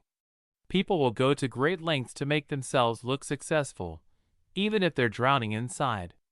You can pretend all you want, dress the part, put on that fake confidence, but it's a game you're playing, and it's a game you can't win. It stings, doesn't it? Knowing that what really matters doesn't matter. You can work yourself to the bone, show up every day with dedication, and still be ignored because someone else looks the part. It's brutal, but it's true. You have to be okay with that. Accept it. Not everyone is going to see the work you put in, the heart you've poured into things. It's tough, but there's nothing you can do about it. The world is shallow, and you've got to adapt, or you'll just keep hitting walls. It's not about being resentful. It's about understanding. You can't change people's priorities. You can't change how they see you. So you have two choices. You can keep pretending it doesn't matter, or you can embrace the fact that you need to play the same game everyone else is playing. Do what you have to do to stand out, even if it feels fake. Because in the end, that's all that counts. Waiting for clarity delays action. You know what's the worst thing you can do when you're stuck? Wait. Wait for the right moment, for the perfect answer, for things to line up. That's the real trap. You sit there paralyzed, hoping something will give you the signal, the permission to move. But the truth is, clarity is a myth. You're never going to get the perfect solution, the perfect moment. So you wait. And wait. And nothing happens.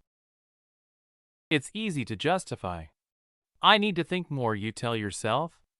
Once I understand it better, I'll act. It's the perfect excuse, and everyone does it. You keep hoping for a sign, for the world to clear things up for you. But nothing will ever be clear. Not until you take the first step.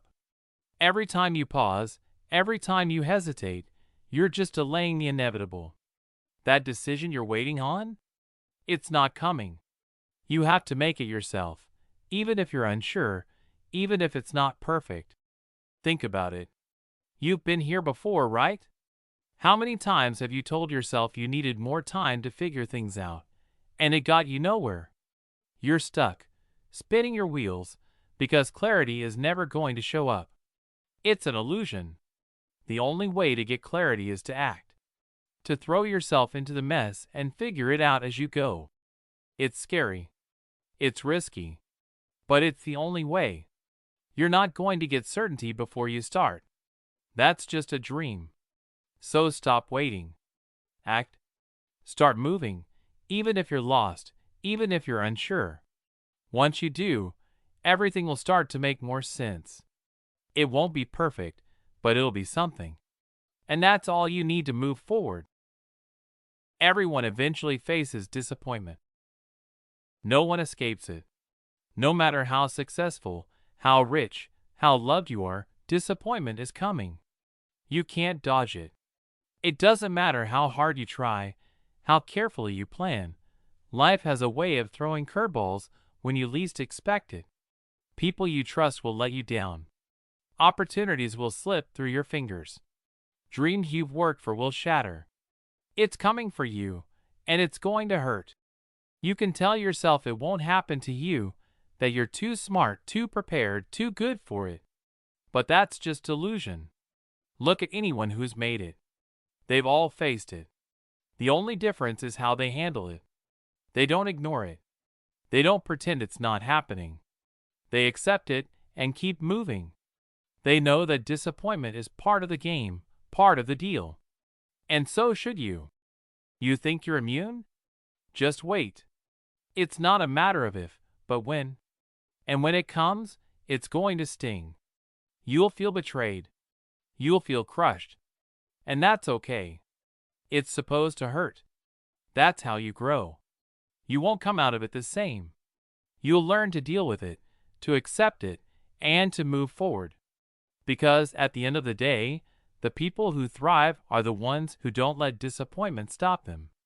They let it teach them, even when it's brutal, even when it feels like everything's falling apart. So when it hits you, don't run from it. Don't try to bury it. Face it, feel it, and keep going. Because disappointment is inevitable. What you do after it's up to you. And that's the only thing that will truly define you. Popularity doesn't equal respect. You think popularity means something? It's just noise. The crowd's approval, the social media likes, the praise, it all means absolutely nothing. Respect is earned through consistency, integrity, actions, things that actually take time. Popularity is temporary. Respect is lasting. The truth is, you can be the most popular person in the room, the most talked about, the most liked, and still be utterly disrespected. People will bow down when the cameras are on, but when the curtain falls, it's a different story. Ever been at the top? Felt like you own the room? Then suddenly you're alone. No one cares anymore. The respect you thought you had was nothing more than a temporary high. The crowd's loyalty is as deep as a puddle. One bad move, and they'll forget you. They'll move on. They don't give a shit. People don't respect popularity. They respect substance. That's the painful truth. The worst part? Most people never get it. They chase popularity like it's some kind of prize, not realizing it's a fleeting illusion. That's why you'll see people scrambling for followers, for likes, for applause. And what do they have at the end of the day? Nothing. No real connections, no lasting respect. Just the emptiness of needing validation from people who don't even care about them. You want respect? Then stop worrying about who's looking at you. Do what's right, even when no one is watching. Build a reputation that speaks for itself. Stop relying on external approval to define you. The respect will follow. But only if you put in the real work, not the show. Life doesn't slow down for anyone. Here's something most people don't want to hear. Life doesn't care about your plans. You can sit around waiting for the perfect moment, the perfect time to start, to act, to change, and life will just keep moving. It doesn't slow down. It doesn't wait for you to get your shit together. It keeps running, whether you're on board or not. And that's brutal, because you'll blink and realize that you missed your shot. Life doesn't owe you anything. You've seen it, right? People who seem to have it all figured out, moving forward while you're stuck in the same place. You keep saying tomorrow, next week, next year. The truth is, tomorrow doesn't care. It's just another day, and if you're not ready, it's gone. Time is ruthless, unforgiving. It doesn't give you a second chance.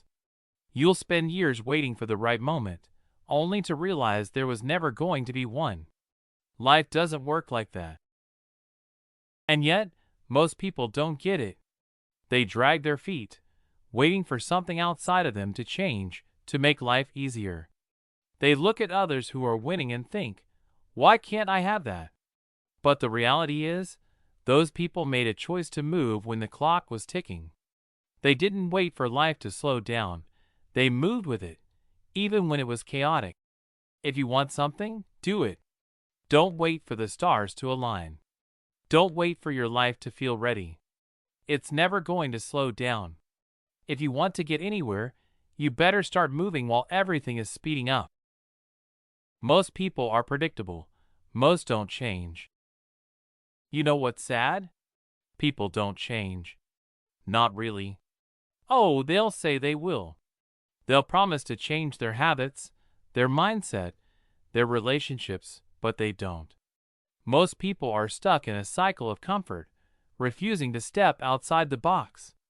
It's easy to talk about change, but real change requires sacrifice, effort, discomfort, and that's where people back off. They talk a big game, but when it comes time to actually put in the work, they bail. They revert to what's familiar, what's easy, predictable. It's exhausting, watching people make the same mistakes over and over. You give them advice, try to show them the right way, but it's all in vain. They're going to do the exact same thing they've always done. And guess what? They're going to keep blaming others for their problems. They'll point fingers at circumstances, at the people around them, at anything but themselves. Because it's easier that way. You see this all the time. Friends, family, colleagues, they all have the same excuses, the same complaints, the same patterns. And every time you think, maybe this time they'll change. But they won't. Change doesn't come easy, and most people aren't willing to face the discomfort that real change demands. Most are content living with their bad habits, their excuses, their predictability. And the cycle continues. You can waste your energy trying to change others, or you can accept the truth. People don't change. Not unless they truly want to. And most don't. But that's their problem, not yours. Focus on your own growth, your own change. Be the exception. Pain teaches what pleasure never will. Pain doesn't ask for permission. It's there when you least expect it, when you've let your guard down, when you thought everything was fine. And the thing about pain is, it doesn't give you the luxury of distraction.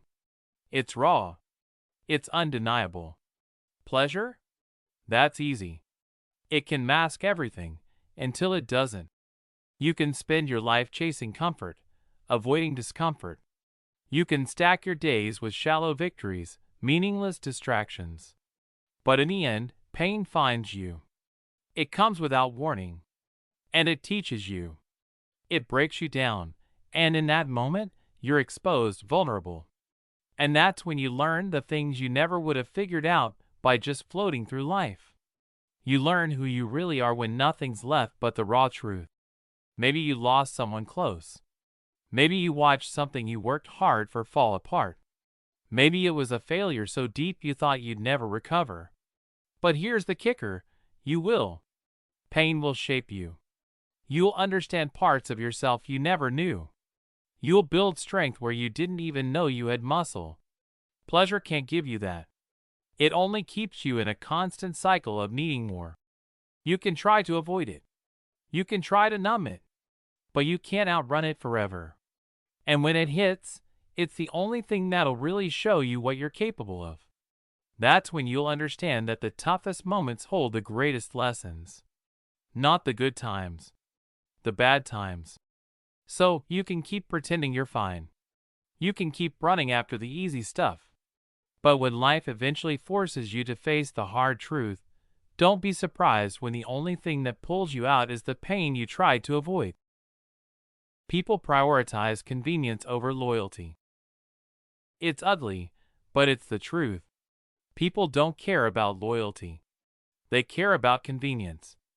And if you think loyalty is something that'll hold people to you when times get tough, you're wrong. People will drop you the second you stop being convenient. Loyalty? That's an illusion. It's something you tell yourself to feel better, to make sense of all the shit people pull on you. You've seen it. You've felt it. People will be by your side until they don't need you anymore. They'll talk about how much they got your back until it becomes hard to keep that promise. Loyalty is nothing more than a nice idea until life gets in the way. And then it's all about who can give the most, who can make things easiest, who can serve a purpose. How many times have you put your trust in someone only to find out that the second you weren't the easiest thing in their life, you were gone? The minute you became too much, they dropped you. It hurts, but it's the way the world works. People will abandon you if you're no longer useful to them. It's cold. It's cruel. But it's the truth. You can talk all you want about loyalty and how it should be the foundation of relationships, but when shit gets real, convenience is always the winner. People leave when it's hard. They stay when it's easy. And the truth is, you're probably guilty of it too. We all are. It's a hard pill to swallow. But once you accept it, once you stop expecting loyalty from others, life gets a lot easier to navigate. People will come and go, but convenience?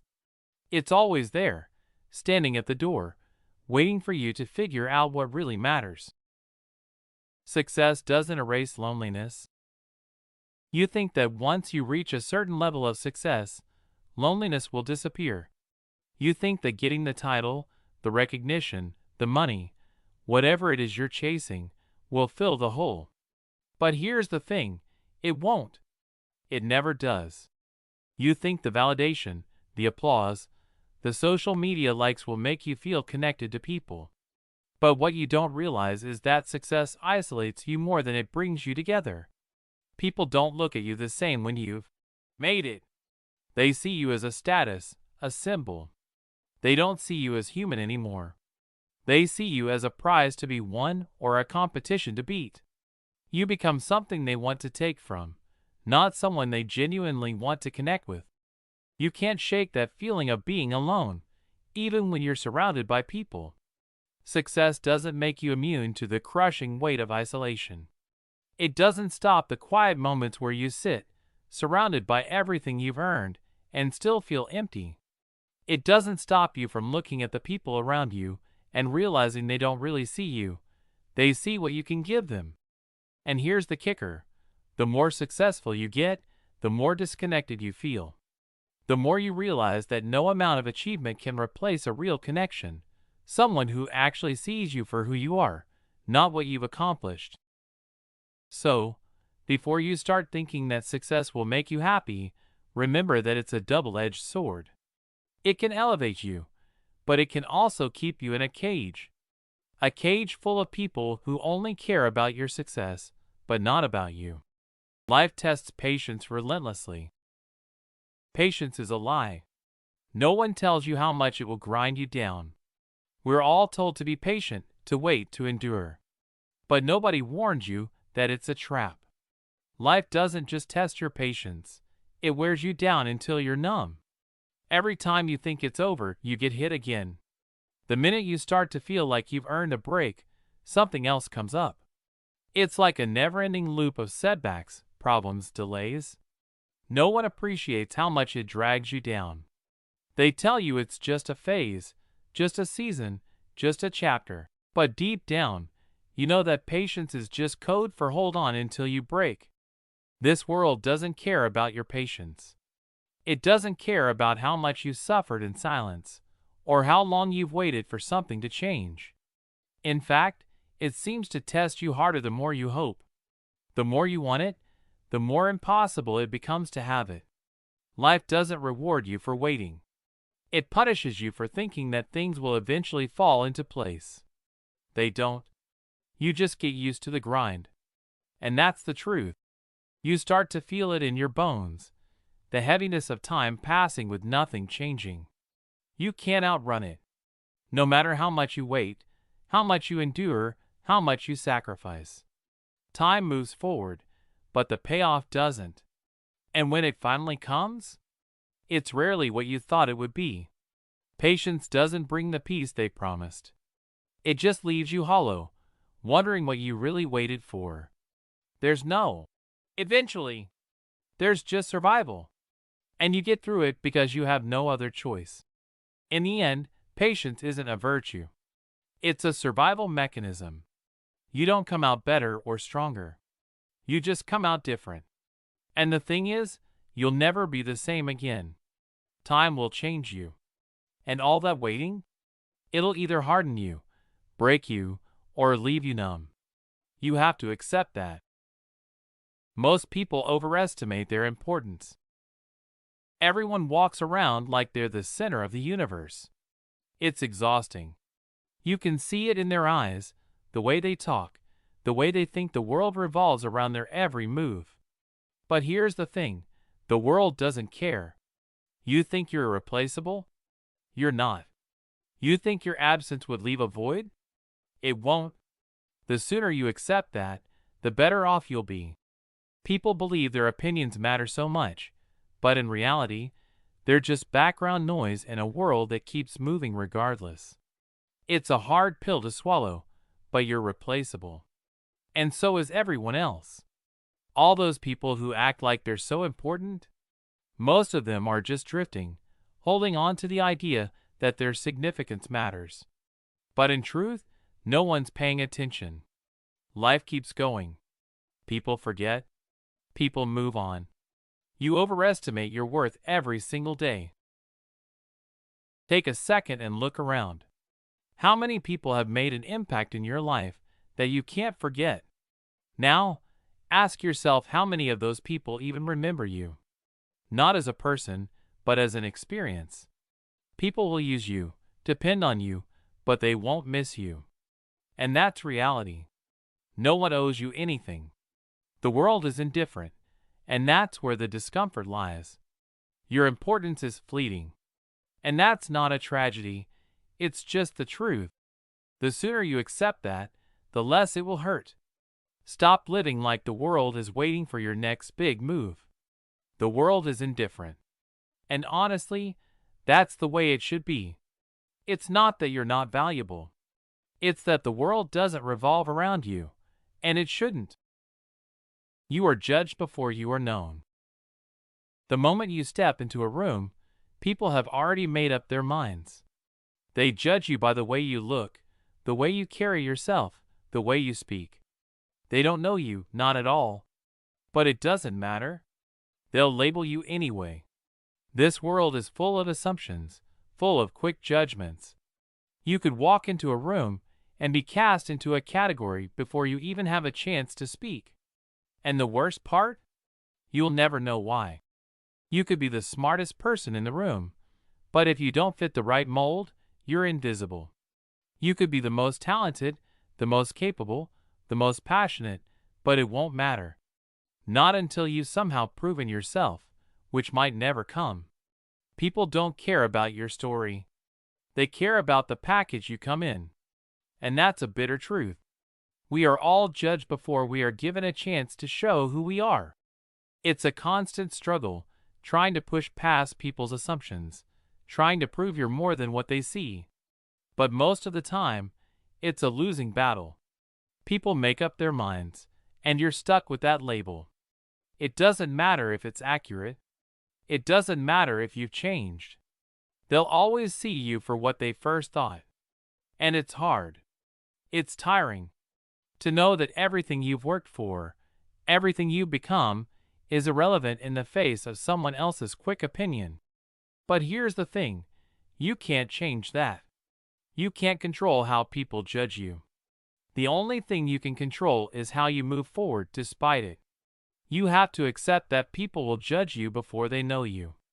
And once you've accepted that, you stop caring. Because in the end, it's not their opinion that matters. It's yours. No one cares about your excuses. You can whine all day. You can blame the world, blame your parents, blame the economy. But the truth is, no one cares. No one is going to wake up one morning and say, "Oh, I feel sorry for you." That doesn't happen. People are busy, caught up in their own struggles, their own battles. They don't have the time or energy to listen to your sob story. It's tough. It's frustrating. Because we all think that if we just explain why we didn't do this or that, someone will understand. But they won't. They'll just see someone who can't get things done. Excuses are nothing but a shield to hide behind. And in the real world, shields don't protect you, they make you weak. Look around. The people who get ahead are the ones who stop making excuses. They own their mistakes, their failures, and still move forward. They don't expect sympathy. They don't care if you understand. They just keep going. It's harsh, but it's true. The sooner you realize this, the sooner you can start doing something about it. You can sit there for hours trying to explain yourself, trying to justify why you're not where you want to be. But at the end of the day, no one cares. It won't make a difference. And the more you hold on to those excuses, the further you'll stay from your goals.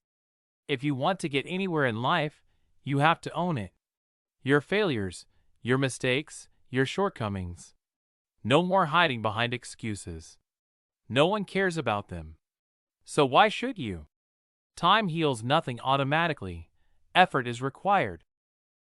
This idea that time heals all wounds is a lie. Time does nothing. It doesn't fix anything on its own. It doesn't erase the pain. It doesn't make you stronger. It just passes. And if you sit there, letting time go by, you'll just end up in the same spot, only older. You can waste years thinking that just because time has passed, you should be over it, that you should feel better. But that's not how it works. If you don't actively try to heal, if you don't put in the work, you'll still be stuck. Time doesn't care about your feelings. It doesn't have the magic to make everything better. You have to do the work. You have to face it. Deal with it. You've seen it before, right? Someone who is stuck in their past, but they think just because time is moving forward they are too. They're not. They're just aging. The wounds are still there, untouched. They haven't even begun to heal because they haven't done the hard work of confronting them. Effort is the only thing that brings change. The sooner you accept that, the better off you'll be. Stop waiting for time to fix you. You'll just keep getting older, and your problems will still be there waiting.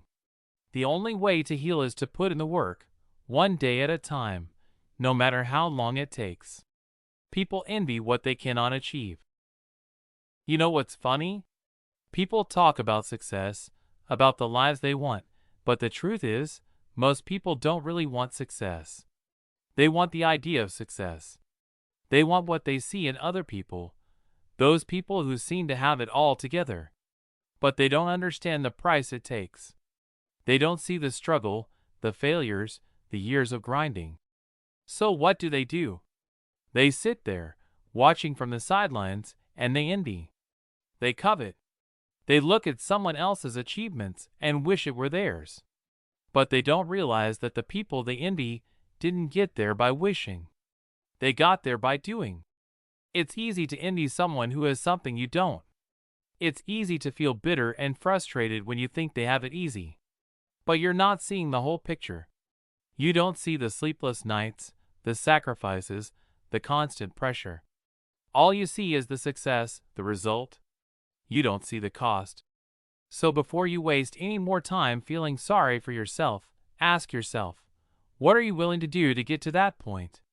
Because it's not going to happen with envy. It's going to happen with action.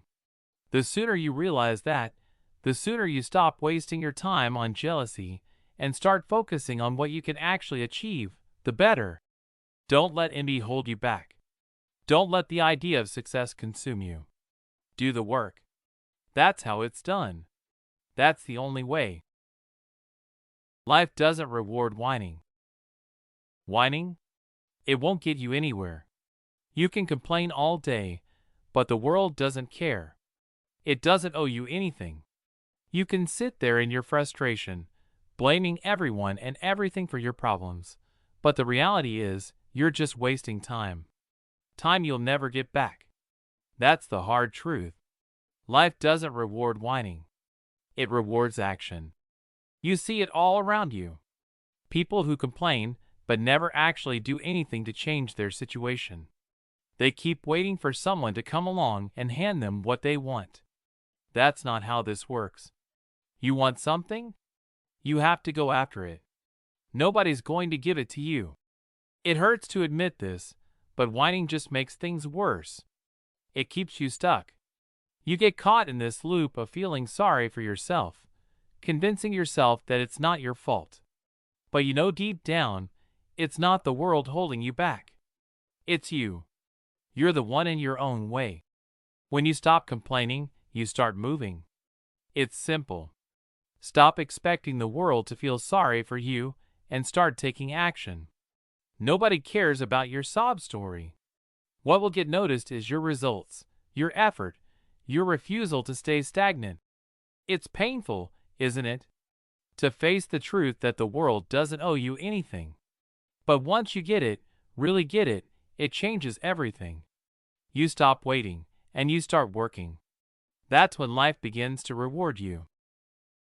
Comfort kills creativity. Comfort feels good, but it's poison. Creativity doesn't thrive in comfort. It dies there. You sit in your nice, safe little bubble, avoiding discomfort, avoiding challenges.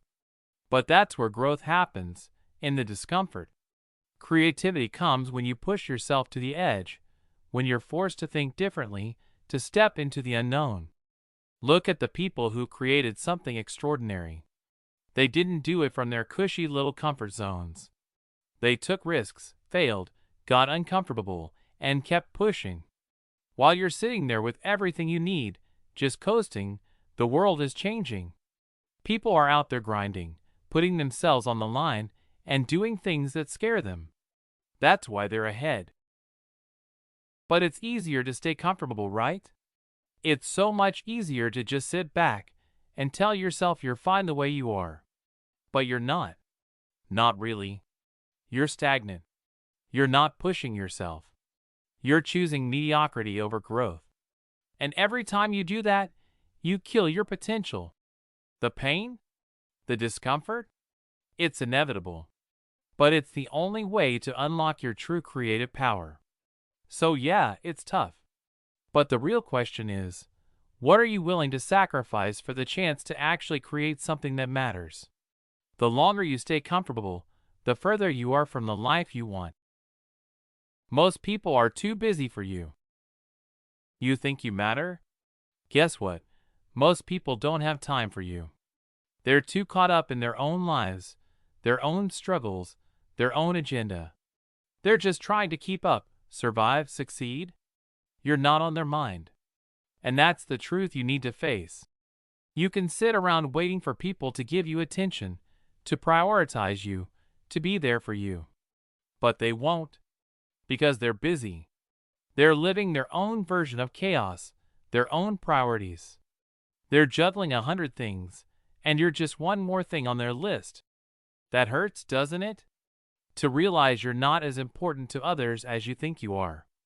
It stings to admit that people who you think should care about you are too wrapped up in their own stuff to give you the time of day. But it's better to know this now than to keep pretending otherwise. So what do you do with this? You stop waiting. You stop expecting others to carve out time for you. You start doing your own thing, carving out your own path. You learn to rely on yourself because nobody else will prioritize you the way you think they should. And when you do that, you stop being desperate for attention, for validation.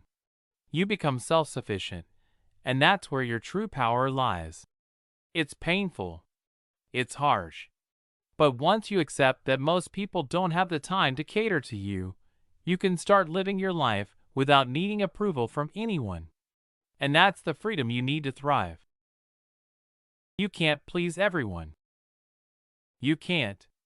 It doesn't matter how much you give, how much you try. Some people are just set on being disappointed.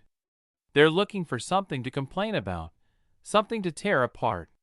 So, when you bend over backward to meet their expectations, you're just feeding that monster. You're not changing anything. You're just digging yourself deeper. Here's the thing. No matter how perfect you make your effort, someone is always going to find fault. They won't appreciate your time, your sacrifices, or your work. They'll see your kindness as weakness, your attempts as failure. And when that happens, when they take what you've done for granted, you'll start asking yourself, why did I even bother? And you'll feel it too. The hollow feeling. The frustration of putting in everything, only to watch it be tossed aside. You did your best, and still, it wasn't enough. That's the reality. That's how it works. The world doesn't owe you understanding, doesn't owe you respect. You could be perfect and still be ignored, dismissed, forgotten. So stop. Stop trying to force yourself into molds that were never meant for you. Stop bending until you break for people who will never care. You have to learn to let that shit go. The moment you accept that you can't please everyone, it's like a weight lifts off your chest. You can breathe again. You'll stop seeking validation from people who don't matter. The lesson? Invest in those who give back. Let go of the rest. It's not weakness to walk away from those who take more than they give. It's survival. Life exposes weakness brutally. Life doesn't care about your plans. Doesn't care how strong you think you are. It waits for those cracks in your armor, and when they come, it rips them open. That's when you see it for what it is. You thought you were untouchable, but life has a way of showing you just how fragile you are. And it happens in the moments you least expect. One minute everything's fine, the next you're drowning. You'll feel the weight of it, loss, failure, rejection, all of it comes crashing in at once. And in those moments, when you're stripped bare, the vulnerability is crushing. You'll question everything. Why did I think I was strong? Why didn't I see this coming? It's not fair, is it? But it's the truth.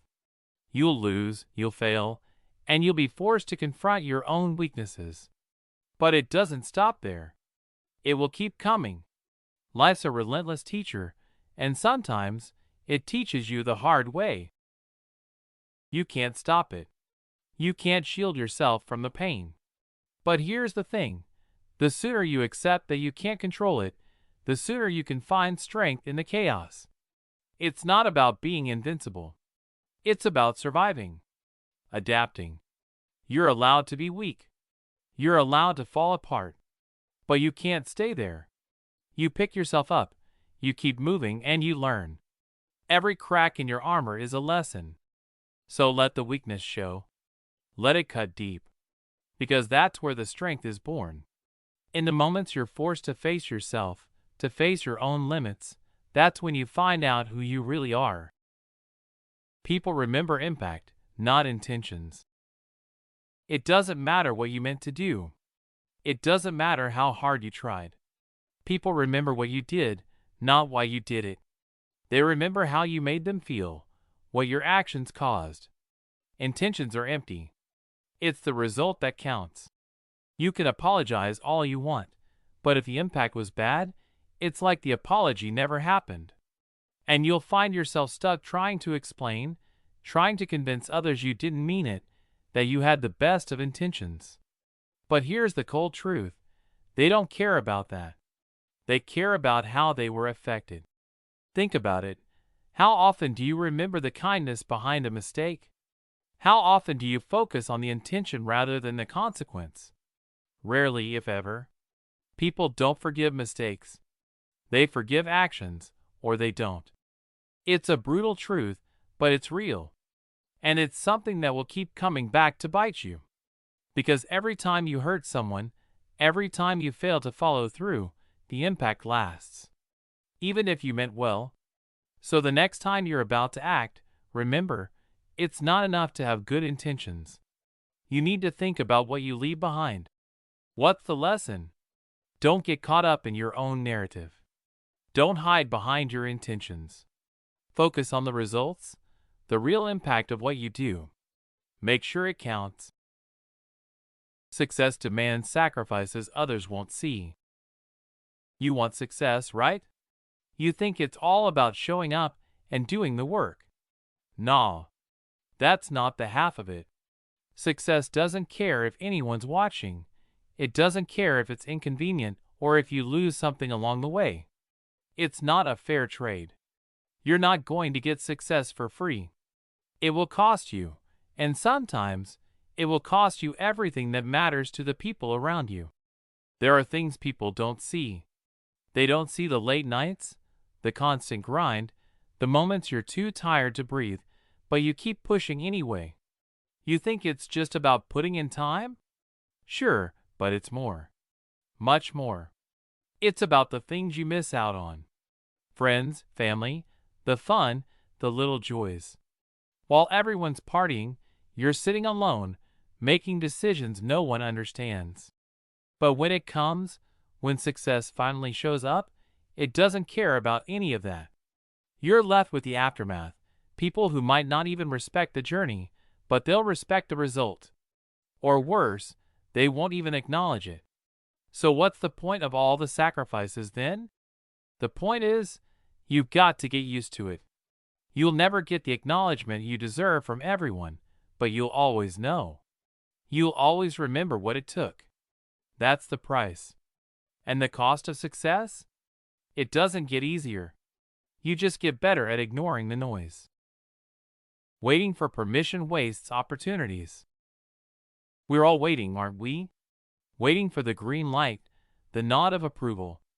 Waiting for someone to tell us it's okay, that we're ready, that we're worthy. It's not coming. No one's coming to give you permission to live your life the way you want. No one's going to tell you when to start your business, when to chase that dream, when to take a risk. You've spent so much time asking, pleading, for someone to tell you that you're allowed. Guess what? You're not going to get it. That's the real brutal truth. While you're waiting, everyone else is moving. They're taking the risks you're too afraid to take. They're growing, they're learning, they're failing and getting up again. And you? You're stuck, waiting for permission that will never come. What are you waiting for? To be told you're enough? It's not coming. The world doesn't care if you have the approval you think you need. It will move without you.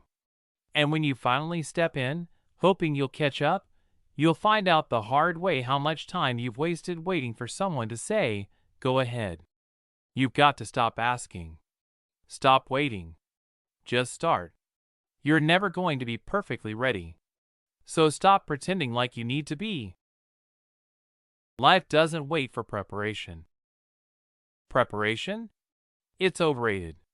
Life doesn't care if you're ready. It's not going to wait for you to get your act together. That job you want, that relationship, that dream you've been nurturing? They won't wait around while you get your ducks in a row. Life's on its own timeline, and you're just a passenger in the back seat. You can sit there and plan and plan and plan.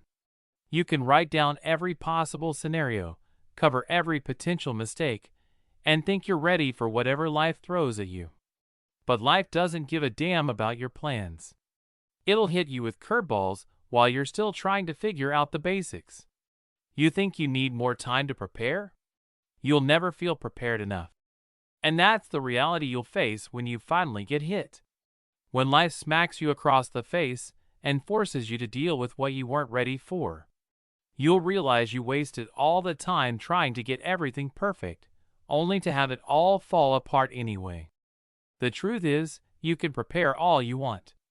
But life's going to come at you whether you're ready or not. So you better start facing it now. And stop pretending you're waiting for the right moment.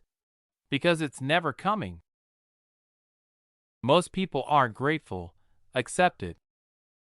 People will never be grateful for what you do for them. That's just the reality. No matter how much you give, how much you sacrifice, how much you bend over backwards, they'll forget. They'll take it for granted. It won't matter. The world doesn't work on gratitude. It works on what's expected, what's owed. You could do something amazing, and they'll shrug it off. They'll never see your effort for what it is. It's just another thing they were entitled to. So, stop waiting for the praise, stop expecting the thank yous. They'll come when they feel like it, and probably only when it benefits them. It hurts, doesn't it? You thought all the favors, the time you put in, would mean something. But it doesn't. They won't care. They'll be on to the next person, the next thing, without even a second thought. You'll feel used, forgotten, invisible. All that effort, and they don't even notice. It's painful to realize that what you thought would bring connection or recognition is just a transaction to them. One that, for them, costs nothing. So here's the bitter pill: accept it. Stop looking for acknowledgement. If it comes, great. But it can't be the reason you do things. The sooner you get that, the sooner you'll find peace. They're not going to thank you. They're not going to notice. So why keep waiting? Do what you do for yourself, not for them. They might never care. That's the way it is. Get used to it. You will fail more than you succeed. Get ready to fail. A lot. More than you think you will. It's not even close. Failure will be your constant companion. You're not going to win most of the time. So many people sugarcoat the journey to success, showing off only the highlights, the wins, the moments of glory. They don't talk about the 1,000 times they failed. The countless hours spent in frustration, trying and failing, learning, falling short, giving up, and starting over. It's not a straight line. It's a mess. The worst part? It feels like a punch in the gut every time you hit the ground. And you will. Over and over. You'll question yourself. Doubt your worth. You'll ask if it's even worth trying again. The rejection, the doors slammed in your face, the people telling you it's not going to happen, it's all going to sting. But that's the price. That's the cost of ambition. So you either get used to it or quit. There's no magic formula that guarantees success every time. Some people will just have more luck than you. Others will know the right people, or have that one lucky break. But not you. No one's guaranteeing that. The only thing you can count on is that you'll fail. A lot. But it's only by failing that you learn what actually works. The ones who succeed aren't the ones who never fell, but the ones who kept getting up every time they did. Effort alone won't guarantee results. You can work yourself into the ground. You can put in every ounce of energy, time, and focus. You can sweat, bleed, and pour your soul into it. But it won't always pay off. Effort is not the magic ingredient that guarantees success. It doesn't work that way. Sometimes you'll give it your all, and it still won't be enough. Your best might still fall short. That's the cruel truth. It's one of those things no one tells you. They make it sound like if you just work hard enough, everything will fall into place. But no. Sometimes you'll give your all and still get nothing. That's the part that stings.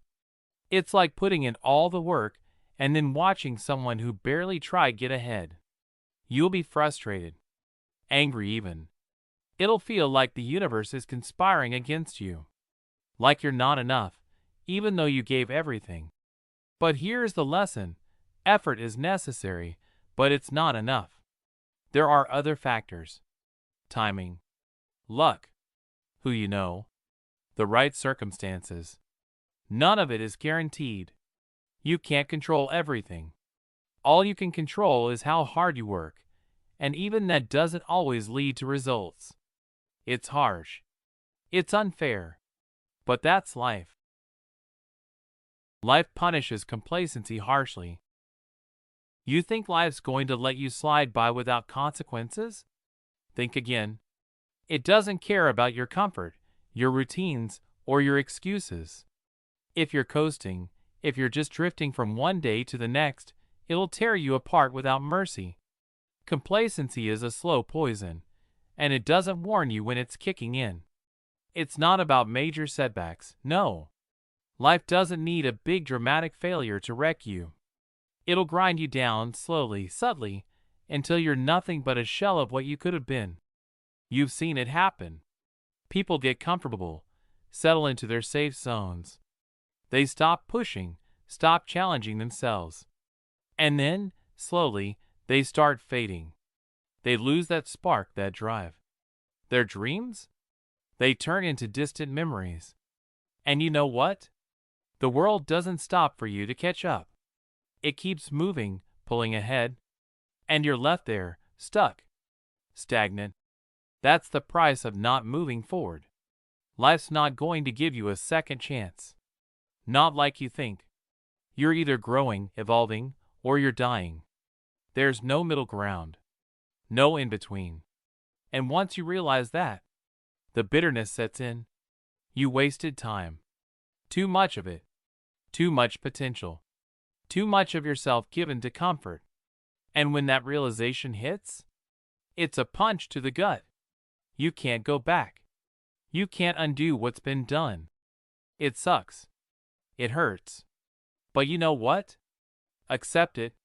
Life doesn't owe you anything. It doesn't owe you success. It doesn't owe you fulfillment. That's on you. It's on you to get out of that rut, to start fighting, to start working towards something again. So stop waiting for things to change. Start changing yourself. People fear what challenges them. Look at the way people react to anything that challenges their comfortable reality. They freak out. They resist. Fear kicks in, and suddenly, they're paralyzed. They'll make excuses. They'll find ways to avoid it, to sidestep it. Why? Because deep down, they're terrified. Not of failure. Not of rejection. But of what they might actually become if they push past that fear. What if they find out they're capable of more than they thought? What if they succeed? That scares the hell out of people. More than anything else. It's easier to stay where you are, isn't it? To avoid the hard stuff, the growth, the discomfort. Because the moment you take on something difficult, something new, you start to see the cracks in your armor. It exposes you. It shows you how much you've been hiding from yourself, from the truth. The longer you keep hiding, the easier it gets to lie to yourself about what you're truly capable of. But here's the catch. Fear doesn't go away just because you avoid it. It doesn't leave you alone. It just festers. And when it festers long enough, it becomes a part of you. It defines you. The fear of failure, of being exposed, of being judged. It eats away at you. It suffocates you. And one day, you wake up and realize that avoiding challenges hasn't made life easier. It's just made you weaker. So what's the solution? Stop fearing your potential. Stop fearing your own strength. You won't get anywhere in life by running away from what challenges you. Embrace it. Fight it. Whatever it takes. Most promises are temporary. Promises? They're cheap. Everybody makes them. Everybody breaks them. It's the easiest thing in the world to promise someone the moon, tell them you've got their back, that you'll always be there. But when the chips are down, when it's time to deliver, how many people actually come through? Not many. You know it. You've been on the receiving end of it. You've heard the sweet words, seen the warm gestures, only to be left high and dry when you needed it most. And what do people do? They rationalize. They justify. Oh, I didn't mean to let you down. Or, I'm sorry, things just got in the way.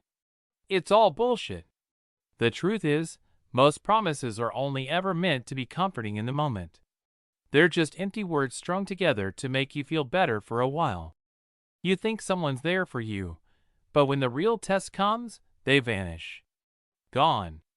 And you're left with nothing but that gnawing emptiness. The disappointment. The hurt. And you start wondering, why the hell did you even believe in it in the first place? Why did you trust them? Because promises are made to be broken. No one's coming to save you. No one's going to keep every single one of their promises. So what do you do with that? Simple. Stop relying on promises. Don't build your hopes on them. Take people at face value, not their words. Actions speak louder, and they always will. Expect nothing. And when you get something real, consider it a gift. But don't expect it. Don't depend on it. Truth hurts more than lies ever could. Lies are easy. They're comfortable. They're smooth. And people love them. Lies make us feel better about ourselves, about our choices, about our reality. They give us a cushion, something soft to land on when the world gets too harsh. But truth? Truth doesn't care about your comfort. It doesn't give a damn about your feelings. Truth will rip you apart. It'll show you things you're not ready to see, things you don't want to know. And it'll hurt more than any lie ever could. Truth doesn't give you the luxury of denial. It doesn't let you escape. It forces you to confront everything, your flaws, your failures, your choices. The things you've been hiding from, the parts of yourself you buried deep. And when that truth finally hits, it's like a ton of bricks falling on your chest. You can't breathe. You can't move. You just sit there, staring at the wreckage. But here's the thing, you need it. You need that pain. You need the truth, no matter how much it hurts, because it's the only thing that will set you free. Lies keep you in chains. Truth? Truth shatters those chains. It's painful, yeah, but it's the only way forward. It's the only way to grow. So take it. Embrace it. Let it sting. Let it wake you up, because the longer you avoid it, the more damage you'll do to yourself. And the truth is, you don't have time to waste on lies anymore.